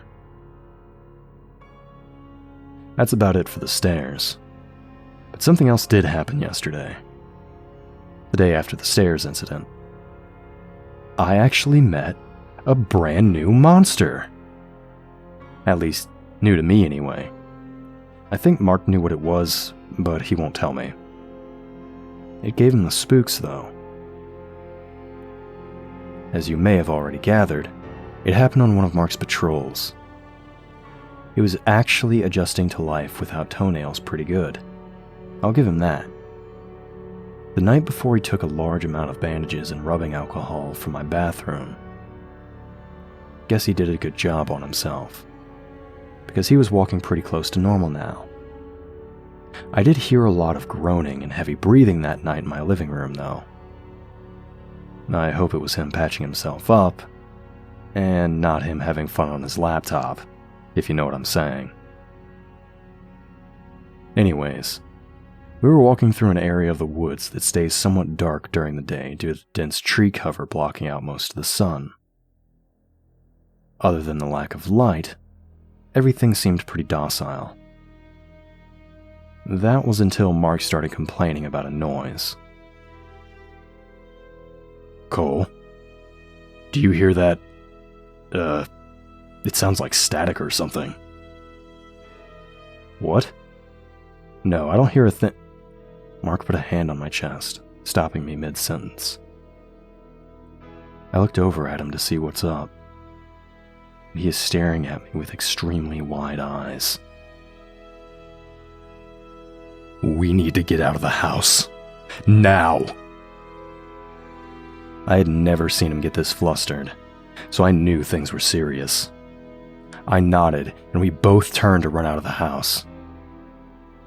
But the tall man was already blocking the way. Now, when I say tall man, I mean really, really tall man. I'm also fairly certain he wasn't a man. Tall man just makes a good name. He was between 10 and 12 feet tall, and was wearing clothes made out of what looked like dirty, brown, and tan rags stitched together. These rags covered his whole body, including his hands, feet, and face. He was also thin, but something deep in my gut told me that he held some kind of unnatural strength. As his image sank into my brain, I heard Mark whisper, "Holy shit. It's really one of them." Off to my left. There was complete silence for a while. Not actually sure how long. The only thing I could hear was a slight, static, buzzing sound. No one moved in the silence. Not Mark, not me, not the pail that was about to bite into Mark's leg while he was distracted. Wait. Holy shit, Mark, look out, pail on your right. With surprising speed, Mark pulled out his Glock and put 2 shots in the pail's head. It didn't move after that, but the tall man did. Sudden scuffles seemed to set the tall bastard off into a rage, and the once subtle static sound grew into a roar. It was like no sound I had ever heard before. Maybe something like the sound of metal being ground up by other metal. However, the sound was the least of our worries. It started sprinting at us. It was originally about 30 yards away, but it seemed to cover the distance in the blink of an eye. He was on us before we could react. He went for Mark first, reached out to him with one of those long, skinny arms, His fingers seemed to stretch out just so that he could reach all the way around Mark's torso. As Mark was lifted off the ground, kicking and yelling, he emptied the rest of his clip into the tall man's head. It did nothing. That's about the time when the big, black tentacles ruptured out from the creature's back. 6 new weapons, now ripping holes in those rags. These things must be terrible at making their own clothes. Like, how hard would it be just to make tentacle holes so you don't end up ripping your shirts? Anyhow, I really didn't want this big fella ripping up Mark, so I had to figure something out. Before it managed to obliterate old Marky, I drew my gun and emptied my own clip into various parts of the monster in an effort to find a weak spot. No luck. In fact, the bullets bounced off of him. One of them whizzed right past my ear. It was like under those rags. He was made of steel. But I'm no quitter. I now had this thing's attention. I'm pretty sure Mark was going unconscious at this point, because he couldn't breathe through the thing's death grip. I drew my brand new Bear Grylls survival knife and lunged with all my strength at its leg. But I didn't stab it. If bullets couldn't get through this thing's skin, my knife didn't have a chance. But I had a plan. I got behind it, only to get snatched into the air by one of its tentacles. I was immediately face to, rags with this thing. Its tentacle was wrapped tightly around my stomach. It now had Mark and I both exactly where it wanted. I swear I could hear a deep, demonic laughter within the still roaring static that filled my brain. But it stopped laughing when I started. I began scream laughing. Not really sure why. Sometimes I think I might actually be insane. The tall man cocked his head to the side, as if saying, "You do know you lost, right?" The only thing I was able to say before the last of my air was squeezed out of me was, "I really hope this fucking works." And with that, I took the knife that was still in my hand and sliced at the tentacle as hard as I could. My hope was that since the tentacle could move so fluidly, the skin would have to be softer and weaker. Otherwise, it would be stiff and not flexible. Oh, how right that theory was. I was met with a spray of hot black liquid, and the static sound morphing into the sound of nails on a chalkboard. I fell 7 or 8 feet to the ground and landed flat on my back. That shit hurt, but adrenaline is a hell of a chemical, so I was back on my feet almost immediately. 2 things I noticed off the bat. It was still holding a now unconscious Mark, and my attack hadn't quite managed to slice through the entire tentacle. But I was close. The thing seemed to be deciding on whether to retreat or try to kill me again. I took advantage of his slight hesitation and leapt at the now limp tentacle. I grabbed it and yanked with all the force I could muster. Now, it completely severed itself from the beast. Suddenly, all the sounds in my head stopped, and I heard Mark hit the ground off to my right. I looked up only to see the tall man's covered head aimed at its now disconnected appendage. Then at me. Then at the woods behind him. Then at me. Then at his tentacle. Something tells me he's never been injured before. After he finished looking at stuff, he bolted backwards just as fast as he had approached us before. Yes, he sprinted off backwards. What is it with monsters and running backwards? Seems silly to me, and dangerous. Anyways, I ended up having to carry old Mark over my shoulder back to the house, and he could stand to lose a few pounds. He woke up a few hours later and interrogated me on how I managed to scare the thing off after he passed out. I told him I just ripped off my clothes and started running at the thing until it ran off. Mark said he wouldn't let me see the thing's file until I told him what really happened. But I want to sell the naked story. Maybe I'll tell him what really happened later, and let y'all know the real name of the creature. Or maybe I'll just keep trying to convince Mark that while he's a monster hunter, I'm a monster predator. That's it for now, guys. I'll post again soon. In case you were wondering, I haven't seen Skinny in a few days. Still haven't heard from the lady in the tree in a while. But life goes on, alright. Be sure to check out the other parts of this series. I'll have links below. Until next time, Cole, signing off.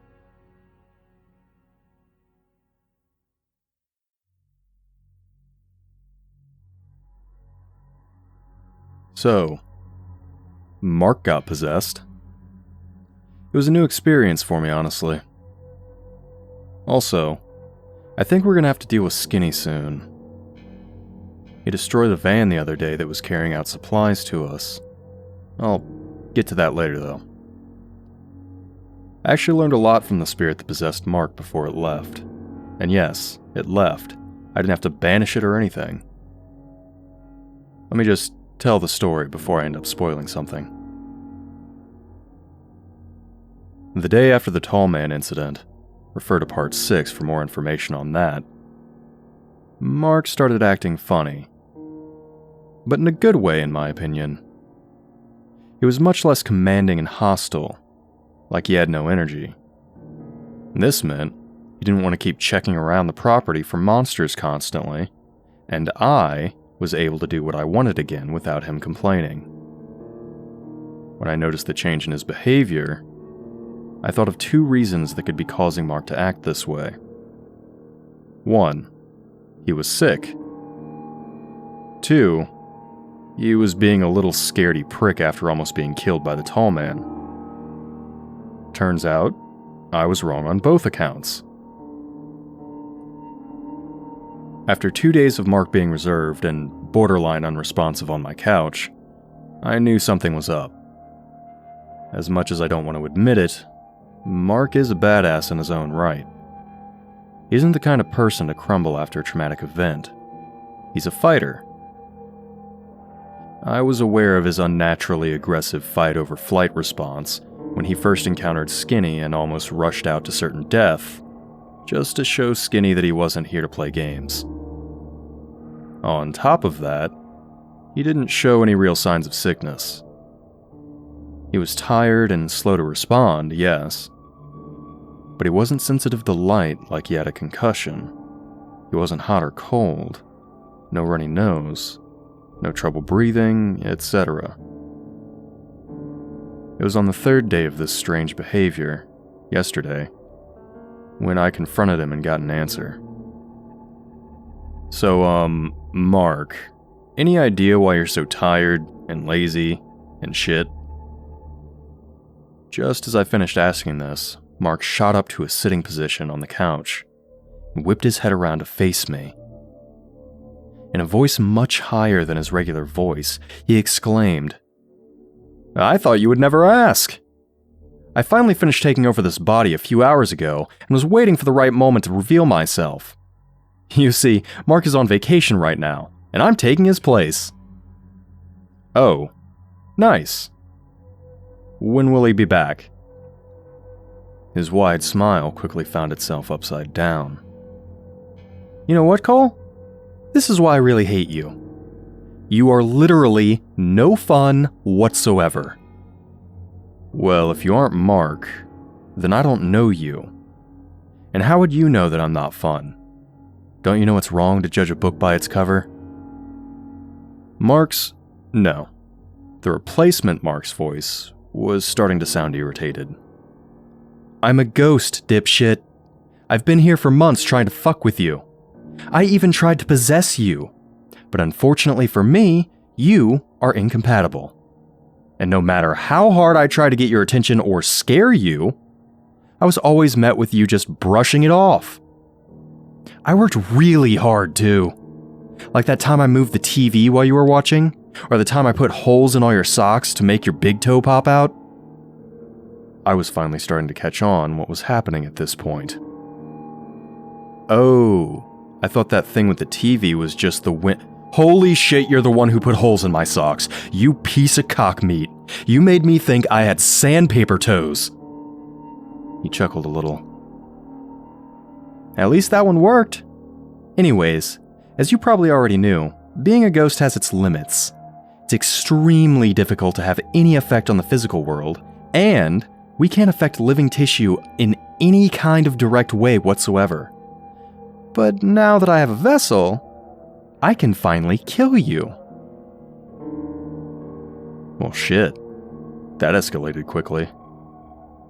As I process the new information that I've just received, Fake Mark speaks up again.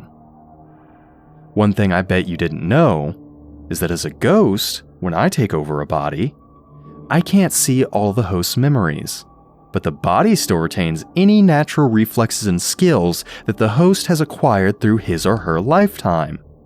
And this guy has some seriously badass skills. Fake Mark sprang to his feet and did a roundhouse kick that shattered a nearby lamp into a million pieces. Then turned to my wall and punched as hard as he could. I'm pretty sure he expected to punch right through, but only ended up leaving some bloodied knuckle prints. Yeah, there's a stud there, I said as Fake Mark doubled over holding his damaged hand. I now realize that. Thank you. He wheezed out before standing back up straight again. Even so, this guy is plenty skilled enough to end your sorry ass. Fake Mark shouted with a wicked grin. Huh, you must have been out the first night he got here, but okay. He cocked his head a little after this comment, then quickly brushed it off and lunged at me. I'll try to explain what happened next as best I can. As he rushed me, he threw a right-handed jab at my head. I countered this by hooking my arm over the inside of his shoulder with my left arm as I ducked the punch and put my right arm between his legs so I could lift him off the ground. I then did a fireman throw, which basically means that I tossed him into the air and subsequently slammed him back onto the ground by exploding back up to a standing position and releasing my hold on his leg while still keeping a strong grip on his shoulder. This made Fake Mark fly over my head and still slam into the ground at my feet. I wanted to explain how this happened so people don't just accuse me of bullshitting. And for the record, I don't think this would have worked on real Mark. I'm sure he would have seen it coming. Anyways, this should have knocked the breath out of him. So I wasn't ready when he punched the back of my knee and dead-legged me so perfectly I went straight to my ass. Middle school me would have taken notes on perfect execution of this move. Fake Mark ended up getting back to his feet before me, unfortunately, and jumped onto me, putting me flat on my back. Fake Mark then released his fist back for a final blow. As his fist flew towards my face, I managed to move my head to the side at the last second, and his fist connected with the hardwood floor at a respectable speed. He may have been able to recover from this quickly, if it hadn't been for the same hand that he already smashed on the wall a few moments before. As Fake Mark winced with the pain, I threw my leg into the air and proceeded to connect with his no-no square. It was more effective than the slam from earlier, that's for sure. I stood up slowly while Fake Mark tried to decide if he should use his remaining good hand to grab his crotch or his shattered knuckles. Before he could decide, I grabbed his Glock that was sitting on the coffee table and took aim. Didn't take Fake Mark long to look up and realize that I now have complete control of the situation. He stood up, but didn't make any further advances at me. He instead opted to put on a pouty face and plop down into my recliner in defeat. Then it hit me. Why are you afraid of dying?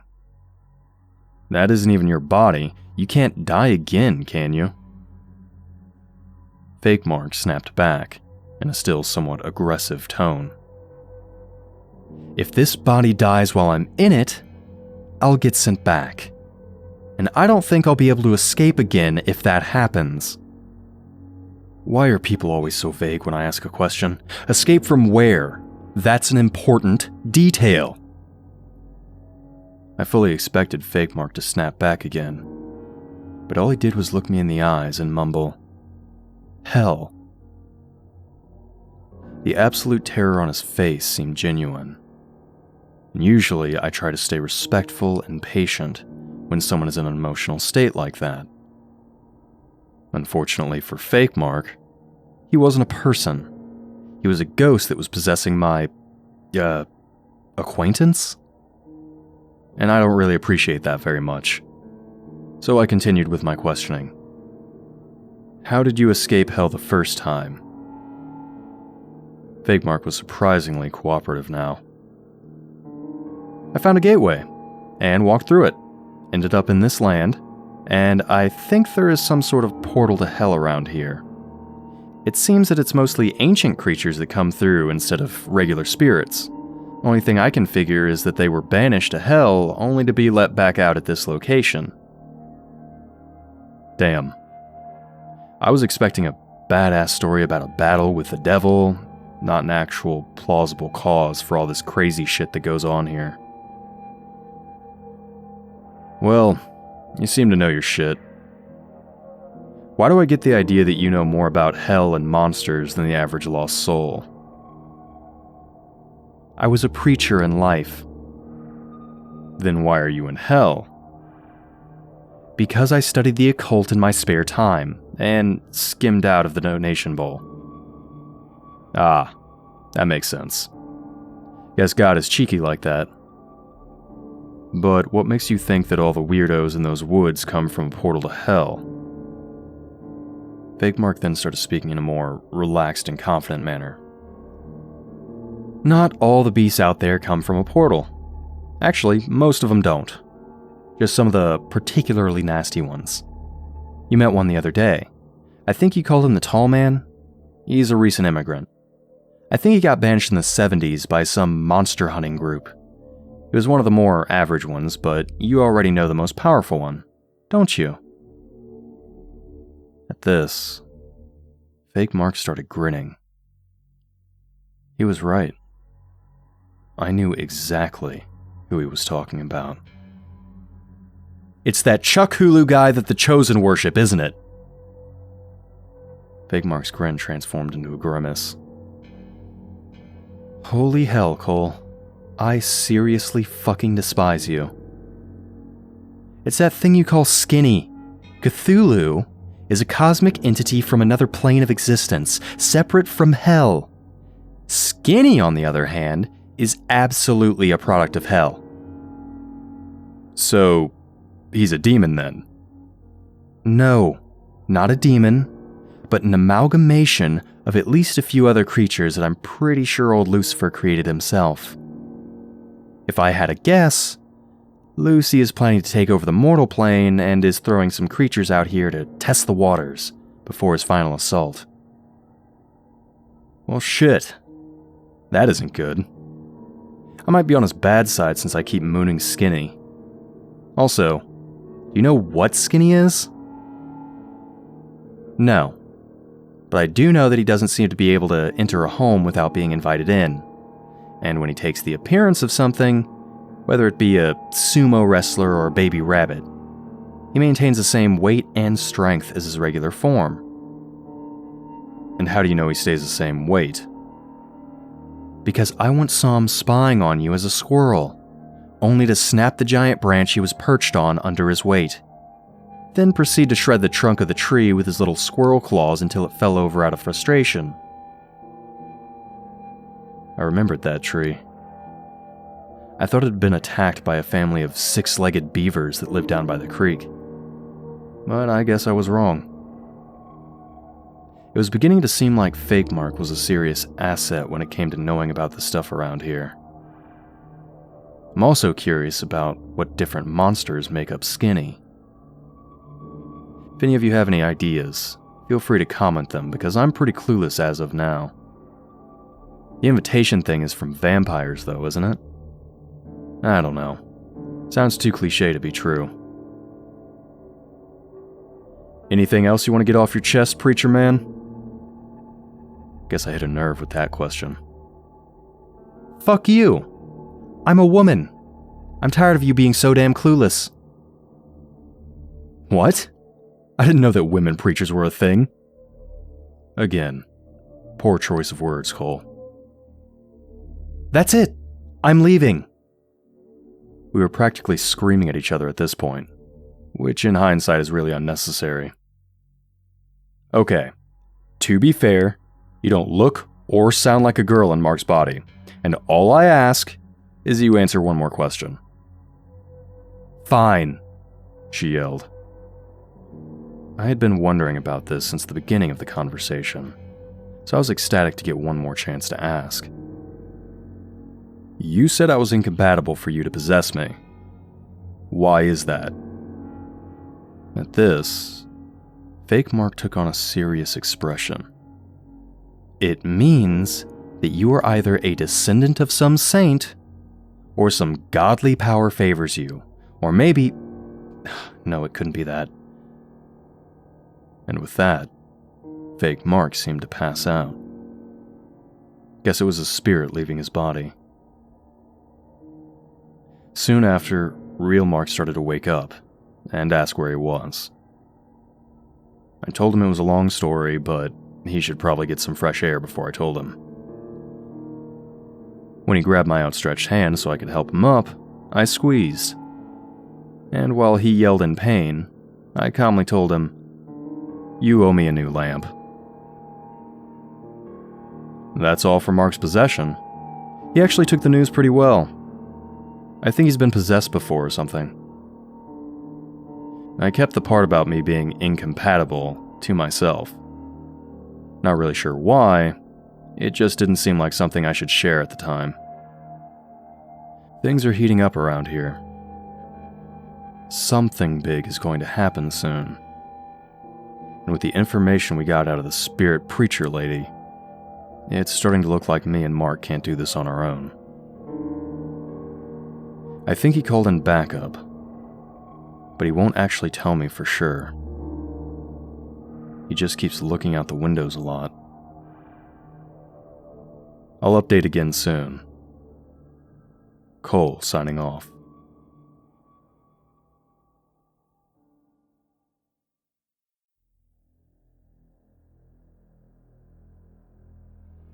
Guys, I've got a good bit of explaining to do. I've lied to all of you on a few occasions now. I haven't lied about any of the creatures, ghosts, or people though, so don't worry about that. But I have lied about how I acquired some of my possessions. As you all should know by now, I did not purchase my .45 caliber handgun. It was gifted to me somewhat indirectly by a good friend. What I have not explicitly stated yet was that I didn't exactly buy my house or my property either. I'm sure many of you already figured that out though. What I'm getting at was that I was placed here. 3 years ago, I was approached by an organization while I was hiding out in a bar in Mexico.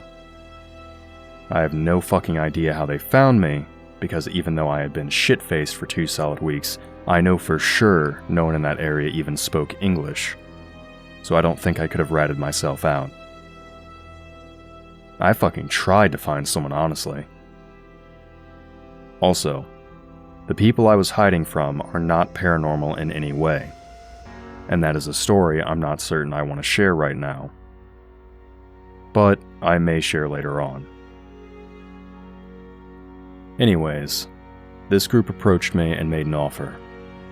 Again, I have been shit-faced for 2 straight weeks, so my memory is spotty. From what I can remember, they said something about helping me escape the problems I had created with, that group. Normally, I would have immediately suspected that they were an enemy in disguise. But again, drunk-ass me thought this is the greatest fucking thing that could happen. I mean, they were offering me a free place to stay, with a limited amount of monthly allowance to purchase food and whatever else I needed. I just assumed it was government funded. Then again, the government thinks I died 12 years ago, I think. None of that matters now, though. See, I pretty much figured out what really happened behind the scenes with some help from Mark.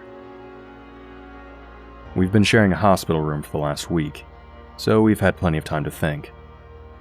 I'll get to how we got here soon. I think this is going to be a long post. So, as much as Mark and I can figure, the organization that was offering me witness protection type services was actually a fake front that was run by the monster hunting group that Mark works for. Their goal was to find someone with above average survival skills to see how long a human could last in an area with a high concentration of fucked up things roaming around. Let me emphasize that the assholes that planned this experiment probably didn't expect me to survive my first encounter, let alone live there for 3 years. Then when the Keelet showed up, they got giddy. According to Mark, they have never been able to observe a dead Keelet before the one that I killed. He sure knows how to make me feel special. That's when Mark and his crew got sent out. And old Marky has been with ever since. I think that was 4-ish weeks ago? But enough of the theory shit. Let me tell you about the clusterfuck that put me and Mark in the hospital. That ghost preacher bitch that possessed Mark a while back only got about half her facts right. I found this out when old Mark and I decided to go to that home base of the local cult that lives on the back of my property. They call themselves the Chosen. I don't know what they were chosen for, but I know for sure that no one in that ragtag group of dipshits shouldn't be chosen for anything but extermination. They have tried to sacrifice me 3 different times now. The last attempt, they went as far as attempting to try and burn down my house, but I caught them in the act and convinced their leader, a short Latino man named Hector, to not bother me anymore. I really didn't want anything to do with them, because they're so awkward. But Mark was certain that they probably have some information about more deadly creatures that seem to be popping up at a higher rate, or maybe at least have knowledge about Skinny. I tried to convince him that I knew more than the Chosen when it came to Skinny, but he insisted that I was about as observant as Helen Keller, whoever the fuck that is. So, here we are, standing in front of their little shanty town that they call the Ponderosa. It's mostly made up of metal sheds and parts of mobile homes. Yes, parts. And people living inside with whole walls missing. Keep in mind that these people aren't poor. Almost all of the members have nice cars and trucks parked outside their homes. A new Chevy Silverado, nice Ford Mustang, and many others that I don't know the name off the top of my head. I don't really understand what philosophy leads them living happily in a shithole like this, but to each their own, I guess. We found Hector pretty quickly. He was in the middle of the squalor preaching about something or other. He noticed me and Mark almost immediately due to the fact that neither of us were wearing dark robes like the rest of the cultists. Mark was wearing black combat pants and a green long-sleeved shirt that made him look like he meant business. I, on the other hand, was wearing blue jeans and a Twizzlers t-shirt. Hector stated somewhat solemnly, "I guess we have guests now," and proceeded to step down off of his upside-down 5-gallon bucket. As he approached, Mark whispered just loud enough for me to hear. "They're surrounding us." And sure enough, he was right. I looked around to see not only Hector approaching us, but about 60 different cultists approaching us from different directions. They were closing in, and both Mark and I prepared to draw our weapons to defend ourselves. When Hector called out, "Children, children, calm down. Don't you see he's got a gun now? Let's please try not to get on his nerves now."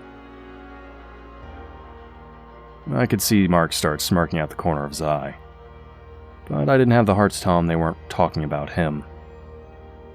Look, Mr. Hector, right?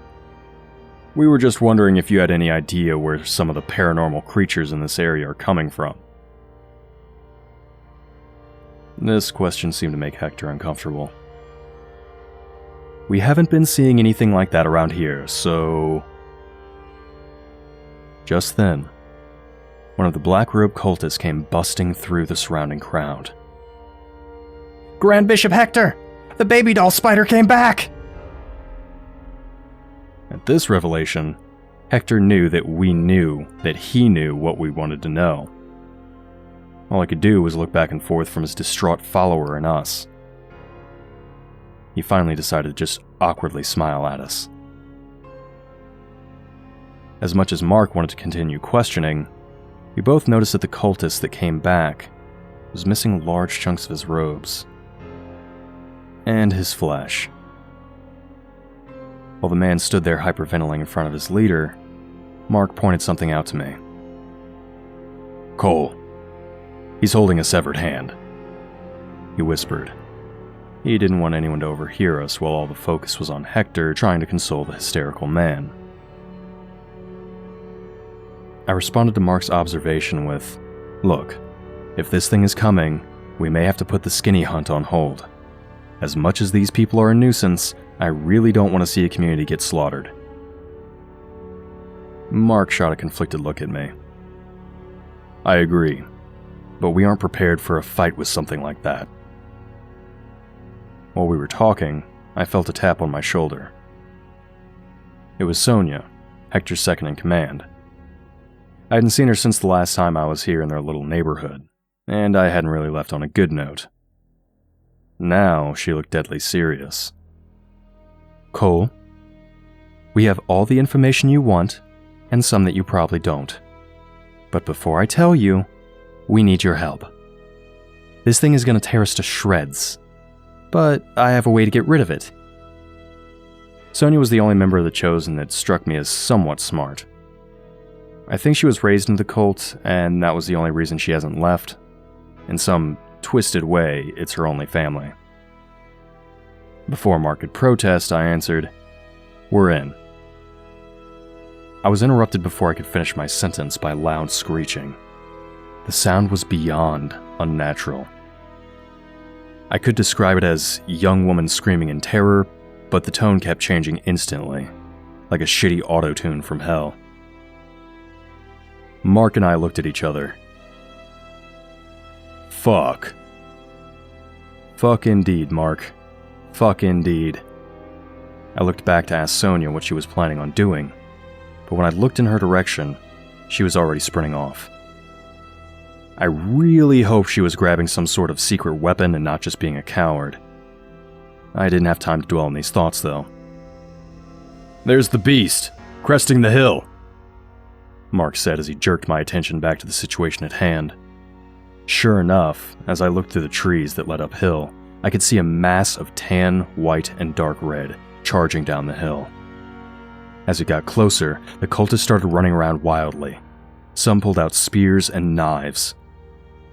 But that looked like they were trying to use chopsticks for the first time. They weren't going to be much help. I was starting to make out some details on the thing as it approached. The main defining feature of the baby doll spider was that it was in fact made of what looked like baby dolls. Not just dolls though, mannequins. Cosmetic practice heads. It seemed like all of the different objects were held together by some magic stickiness. I disagree with calling it a spider too. It had 4 legs and 2 arms. It was shaped more like a centaur. Another odd detail was that each body part was made up of that specific body part. Where the head should be, there was a massive mannequin, doll, and other form of heads that were just crammed together. Same rule follows for the legs, arms, torso, and so on. Mark, what the hell is that thing? I don't know. Usually if you see a doll or something moving around, that's a possession. But this is something else entirely. That lady you were talking to better have a good idea. That abomination was closing in. It had reached the outermost sheds that dotted the Chosen's headquarters and began tearing it into pieces. I don't think guns are going to work on this thing. I bet it doesn't have internal organs that a bullet could damage, and I doubt that it would respond well to gnat rounds since it doesn't look Native American. We're going to need to use the stuff that will break it, Mark said as he grabbed a spear from a nearby cultist and slung it at least 40 yards to hit the thing in the torso. What the fuck? Mark can throw spears now? Even though it was a solid hit, the monster didn't reel back at all. It just looked in our direction and let out another screech before charging us at full tilt. It was at this point that I realized that the beast was not colored red anywhere on its body. All the deep red I had seen was just blood that was caked onto the baby doll centaur. Damn it, doll spider does sound better. As it got closer, Mark yelled, "Get its attention, I got an idea." I nodded and pulled out my .45 pistol, knowing that it wouldn't kill it, but I could at least distract it. I now realize that I'm actually starting to trust Mark with my life, something I haven't done in a very long time. I started hitting center mass as the creature neared the 10 yards from Mark. He now stopped and turned towards me. Mark took advantage of this brief pause and sprinted at the creature. I was confused by this, until I saw the round thing in his hand. A grenade. I kept firing and Mark slid under the belly of the beast and plunged his hand between the parts that made up the creature's torso, then continuing his slide out from the other side. As he got back to his feet, he yelled, "Cover!" and dove behind the nearby Cadillac. All the creature had time to do was start to look over in Mark's direction, before it was obliterated by a teeth-rattling explosion. Hundreds of body parts rained down everywhere. That may have been the most badass thing I had ever seen. It's really a good thing that Mark started carrying grenades with him everywhere since the Tall Man incident. Cheering began erupting from all around the compound, but the celebration was short-lived. As I jogged over to check on Mark, I noticed that the body parts were still moving. Not only that, but they were all moving towards the same central point. The yells of joy started dying down as more people began to realize the thing was just putting itself back together. Just as Mark started to grab for another grenade, concealed somewhere on his body, I heard the familiar voice of Sonia screaming my name. "Cole, take this! The woman that lived in the trees said you'd know what to do with it." With that, she tossed me what looked like an oversized minnow-catching net. That didn't make sense. There was no way in hell that this thing could be afraid of a net like the pails were, even if it was bigger. All of my doubts melted away when I caught the net, though. Sonia was right. I knew exactly what to do. A wave of something came over me when my fingers made contact with the net. It was like an absolute certainty of something, but I wasn't sure exactly what I was certain of. I looked down at the net and realized that where the weights were on a normal minnow net, this one had medium-sized rocks. On these rocks were symbols, or runes of some sort that I didn't recognize. They would have been hard to see on the rocks if they weren't glowing a bright blue color. Mark looked at me with a stare of confusion, then snapped back to reality and commanded, "Get your ass in gear and use that thing!" I bolted in the direction of the now half-formed doll spider and slung the net over the wriggling mass of body parts. Nothing happened. The body parts kept moving into place and the net didn't seem to faze the thing. "Well, shit," I could hear Mark say to himself from behind me. Then it hit me. It was like I remembered something I had never even learned. Before I knew what I was doing, the word Ra-Kulach-Cha escaped my mouth. Immediately, all of the once blue runes changed into a deep red and smoke started rising from the net. The beast managed to get one more half of a screech in before it, well, I guess it kinda just stopped existing? While the cheering started to erupt again among the cultists, I immediately approached Sonia. Something she had said when she first approached me was hanging heavily on my mind. "So, do you mind explaining why you called her the lady who lived in the trees and not the lady who lives in the trees?" I said with more force than was probably necessary. "Look, Cole, I know what you need to know. She came to me and explained everything. Yes, it's our fault that some of these beasts exist, but the shapeshifter needs to be dealt with now, and you are ready to take on that task. She came to me, Hector doesn't even know, and she was certain that you would be able to fix this. Please, just listen." The somber tone of the young woman's voice told me that my suspicions were true. The lady in the tree hadn't been hiding, or avoiding me this whole time. And that was really hard to swallow.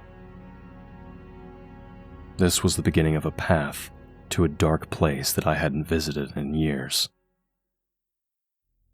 I just hoped that Mark was willing to come with me.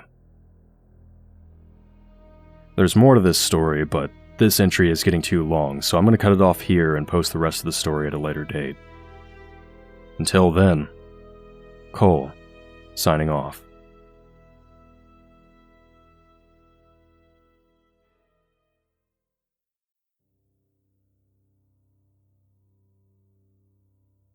So, where did I leave off? Yeah, that's right. I just found out that the one person on this godforsaken plot of land that I had considered to be on my side before Mark showed up is dead. That's right, folks. The lady in the tree wasn't mad at me. She wasn't ignoring me. She had been deceased for almost a year now. She's the only one who really provided me with the means to survive over the past 3 years. She gave me a gun with magic bullets.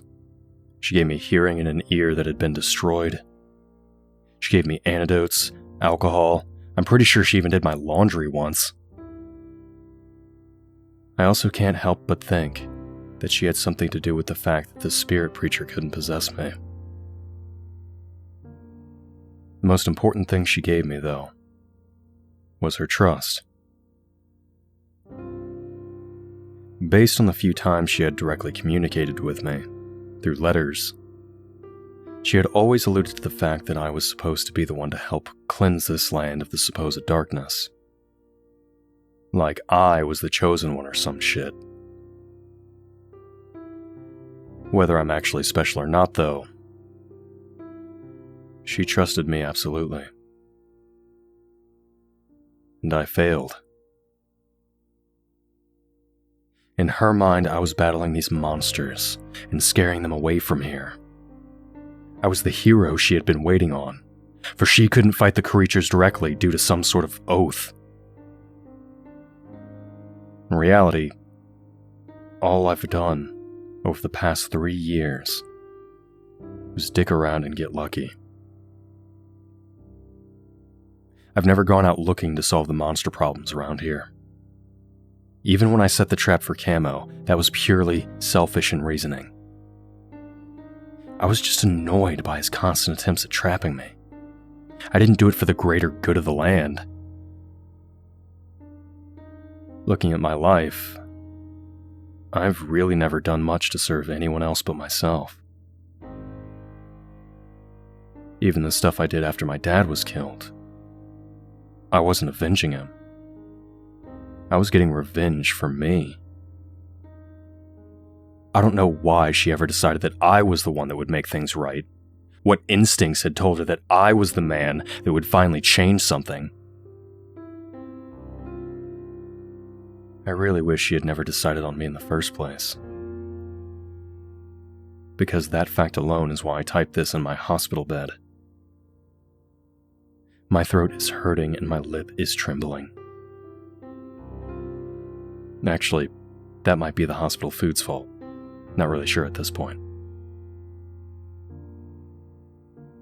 Enough sad monologuing.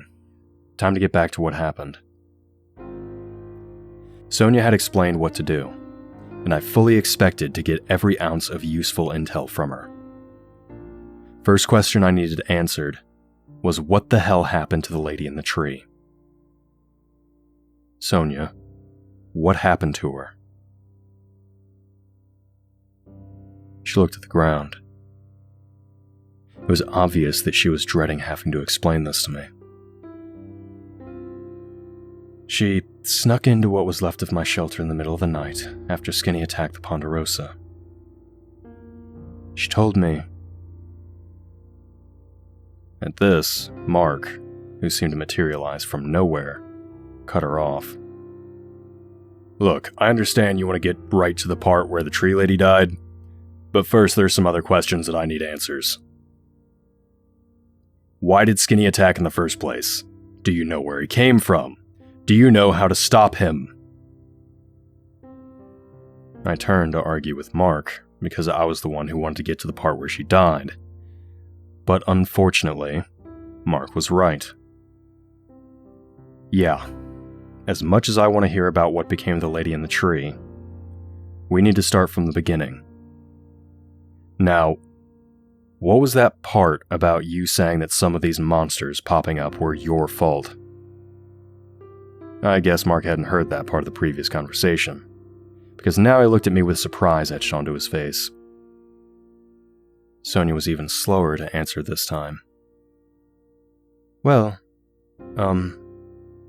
Cole, it wasn't my fault per se.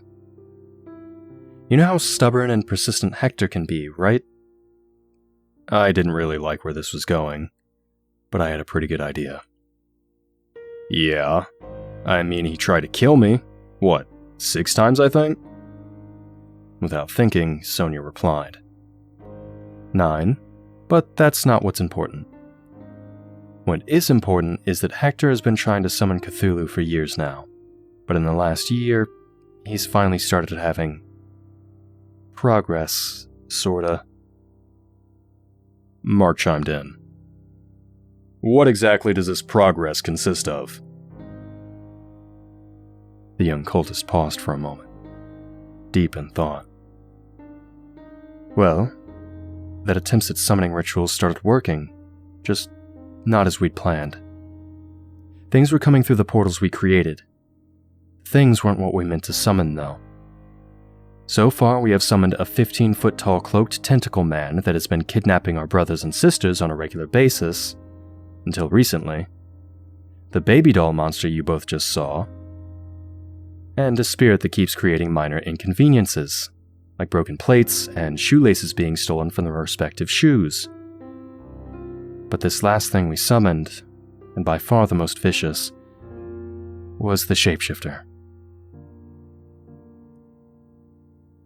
I could not believe what I was hearing. So let me get this straight. You people are responsible for the tall man, the ghost preacher bitch, that baby doll abomination, and Skinny? Was there ever a point where you thought, damn, these rituals aren't really helping us out very much, maybe we should stop? Sonia shrugged as she looked at me. This is Hector we're talking about. She had a point. Hector doesn't know when to quit. Mark decided to pipe up again. And what finally happened to convince you that these rituals were a bad idea?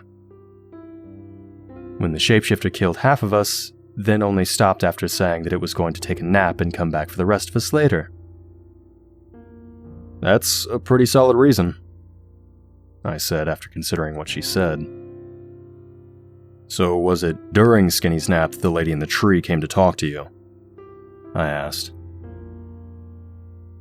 Yes, it was a few hours after the attack. The community was in absolute chaos while Hector tried to calm everyone down. I was in my shed trying to figure out what I absolutely needed to take with me when I fled. That's when I hear a woman whisper, "Hey," to me. It was her. I immediately knew she wasn't one of us because, well, she doesn't wear much in the way of clothes, and we are very strict about our dress code here. What did she want? This time, Sonia took a deep breath and closed her eyes before answering. She said that she had a way to save us from the shapeshifter, but she had a message and a few things she needed to leave with me. After telling me this, she went back outside for a moment, and when she came back, she was carrying 3 large nets. She explained that the nets were for the man that lived up the hill, you, that I was to give them to you as soon as possible. She also said she had thought of a way to keep the shapeshifter from attacking anyone again until you had a chance to deal with him. This revelation puzzled me. I knew for a fact that the lady in the tree couldn't directly attack or harm any creature as part of an oath. Mark stayed silent, deep in thought. I, on the other hand, kept pressing Sonia for answers. So why the fuck didn't you tell me about any of this sooner? This information would have been hanging, I don't know, like a year ago? Sonia flinched as I finished my sentence. Honestly, Cole, I was just scared that if you saw me, you would kick the shit out of me. I guess I can't blame her for that one. I did kick the shit out of Hector right in front of her a couple years ago. Okay. Did she tell you how she planned on doing this? She never got the chance to. Before she could explain any further, we heard screaming along with the sound of ripping metal outside. We rushed out to see a 9-foot-tall Ronald McDonald ripping someone in half while laughing like a madman. The Native American woman looked at me one last time and said, "Make sure to tell Cole that he alone can send these beasts back using those nets. He may not know yet, but he will know what to do when the time comes. The elder spirits will guide and protect him." With that, the Indian woman took off towards the shapeshifter, which was now a giant werewolf. As she got closer, she started screaming some words I didn't understand. She also started glowing blue, which was odd. She finally got the shit. "Just call him Skinny. It's catchier." Sonia seemed kind of annoyed that I interrupted her, but she continued all the same. She got Skinny's attention when she stopped 5 feet in front of him. She was lit up like a blue glow stick at this point. She had stopped chanting and was just standing in front of Skinny trying to catch her breath, when Skinny said, "Well, aren't you different? I've never killed a glowing one before," and proceeded to casually swipe at her with a clawed hand. Indian woman didn't flinch, but when the first claw made contact with her, there was a deafening boom, accompanied by an explosion of what looked like red mist. "Skinny can vaporize people?" I blurted, now a little more wary of my plans to attack the entity. Sonia was quick to set me straight, though. No. She did something to herself with those incantations. Before that point, all Skinny had done was shred people into smaller portions of people. Mark muttered in response.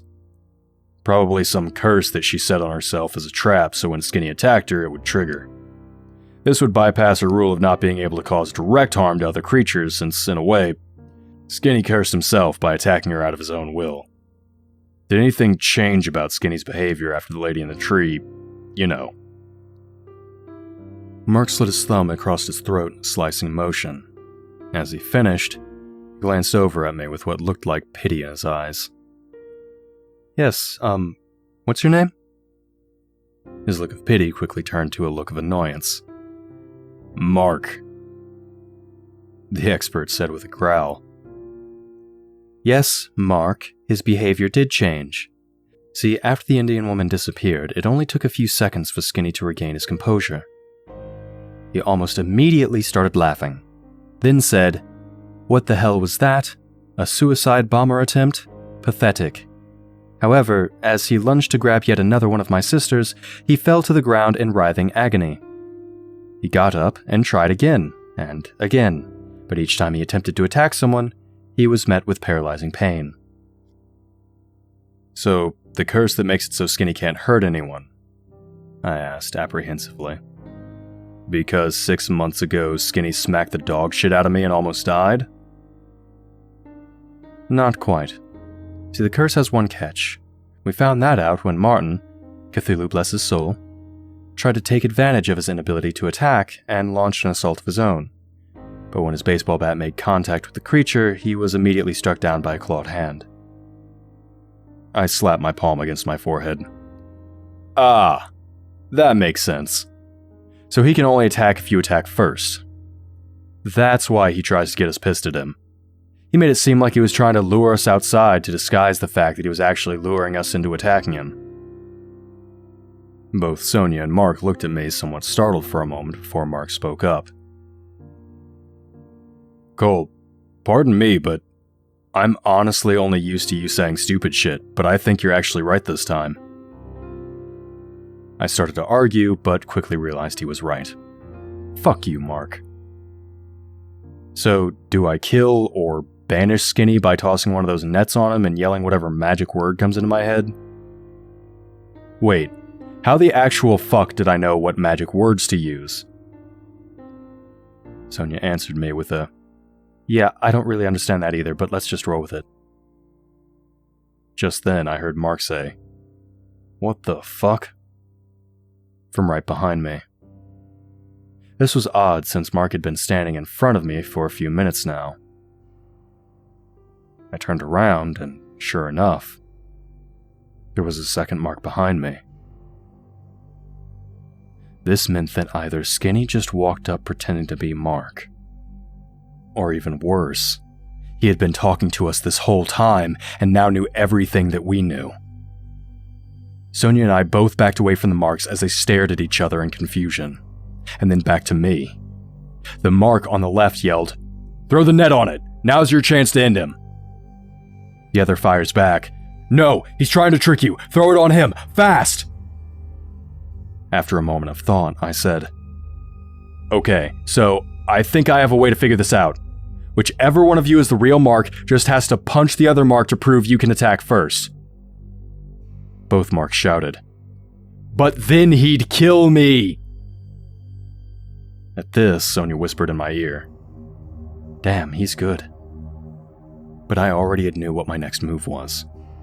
"Sonia, give me one of those nets." As she handed me one of the nets that was laying on the ground next to her, I started walking towards the Marks until I was right in front of them. A wicked grin spread across my face as I said, "All right. Here's the question that only the real Mark would know the answer to. How did I get the tall man to run away?" Mark on the left quickly responded, You cut off a tentacle, but couldn't Skinny have seen that?" I now looked to Mark on the right to see how he planned to respond to the situation. All he did was squint his eyes at me and sigh.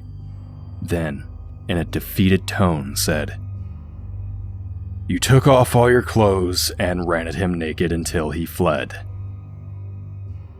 Satisfied by his answer, I slung the net over the top of the leftmost Mark's head and yelled the new magic words, "Ekla ha Chalerica!"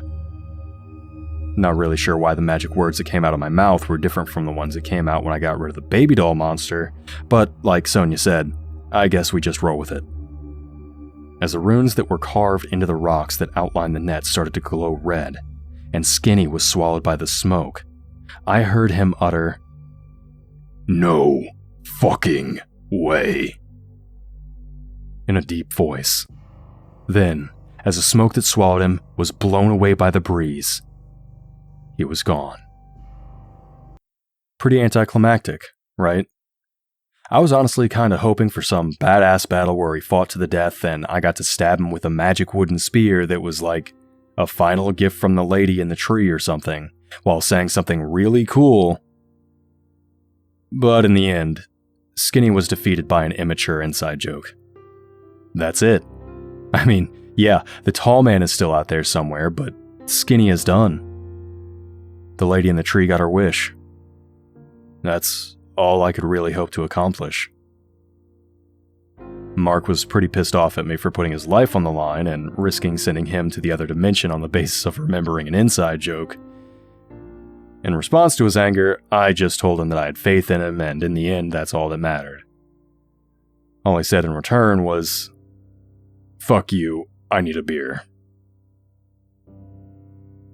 I didn't tell him how I really figured out who was real when they both said, "But then he'll kill me," in unison.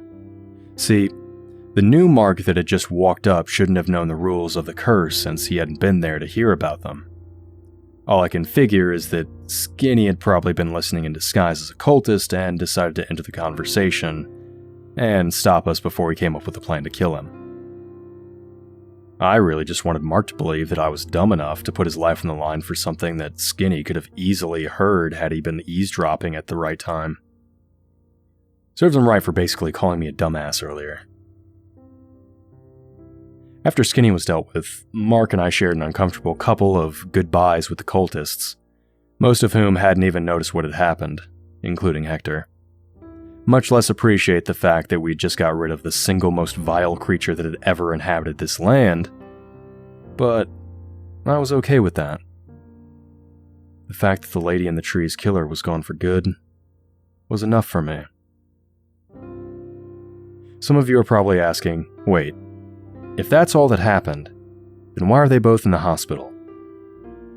Well, that actually happened when the headquarters of the monster hunting organization that Mark works for summoned both of us to be interrogated about the events that led to the destruction of Skinny, who they knew to be an extremely high-level threat. After all the paperwork and questioning was over, Mark offered to take me out for a drink. I accepted. Long story short, don't drink and drive, kids. They even took up our electronics for the first week we were here. Claimed it was so they could scan them, but I knew it was just punishment for damaging a company-armored SUV. Anyways, that's pretty much it for now. I'll try to keep posting, but now that Skinny's gone, the land seems a lot more relaxed. Hope you all enjoyed the tale of how I finally killed Skinny. This is Cole, signing off.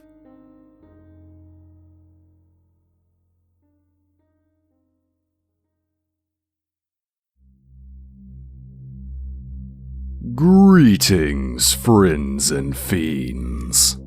Chronicler here. We here at Creepy Spaghet would like to thank Murderbird17 for allowing us to tell their story. If you enjoyed this story, be sure to subscribe to stay updated on these terrible tales. And be sure to check out the author in the links below. If you're interested in having your story narrated, be sure to reach out to our humble overseer, as he continues his journey to pull the darkest stories from the infinite depths of the internet. Until next time, fiends.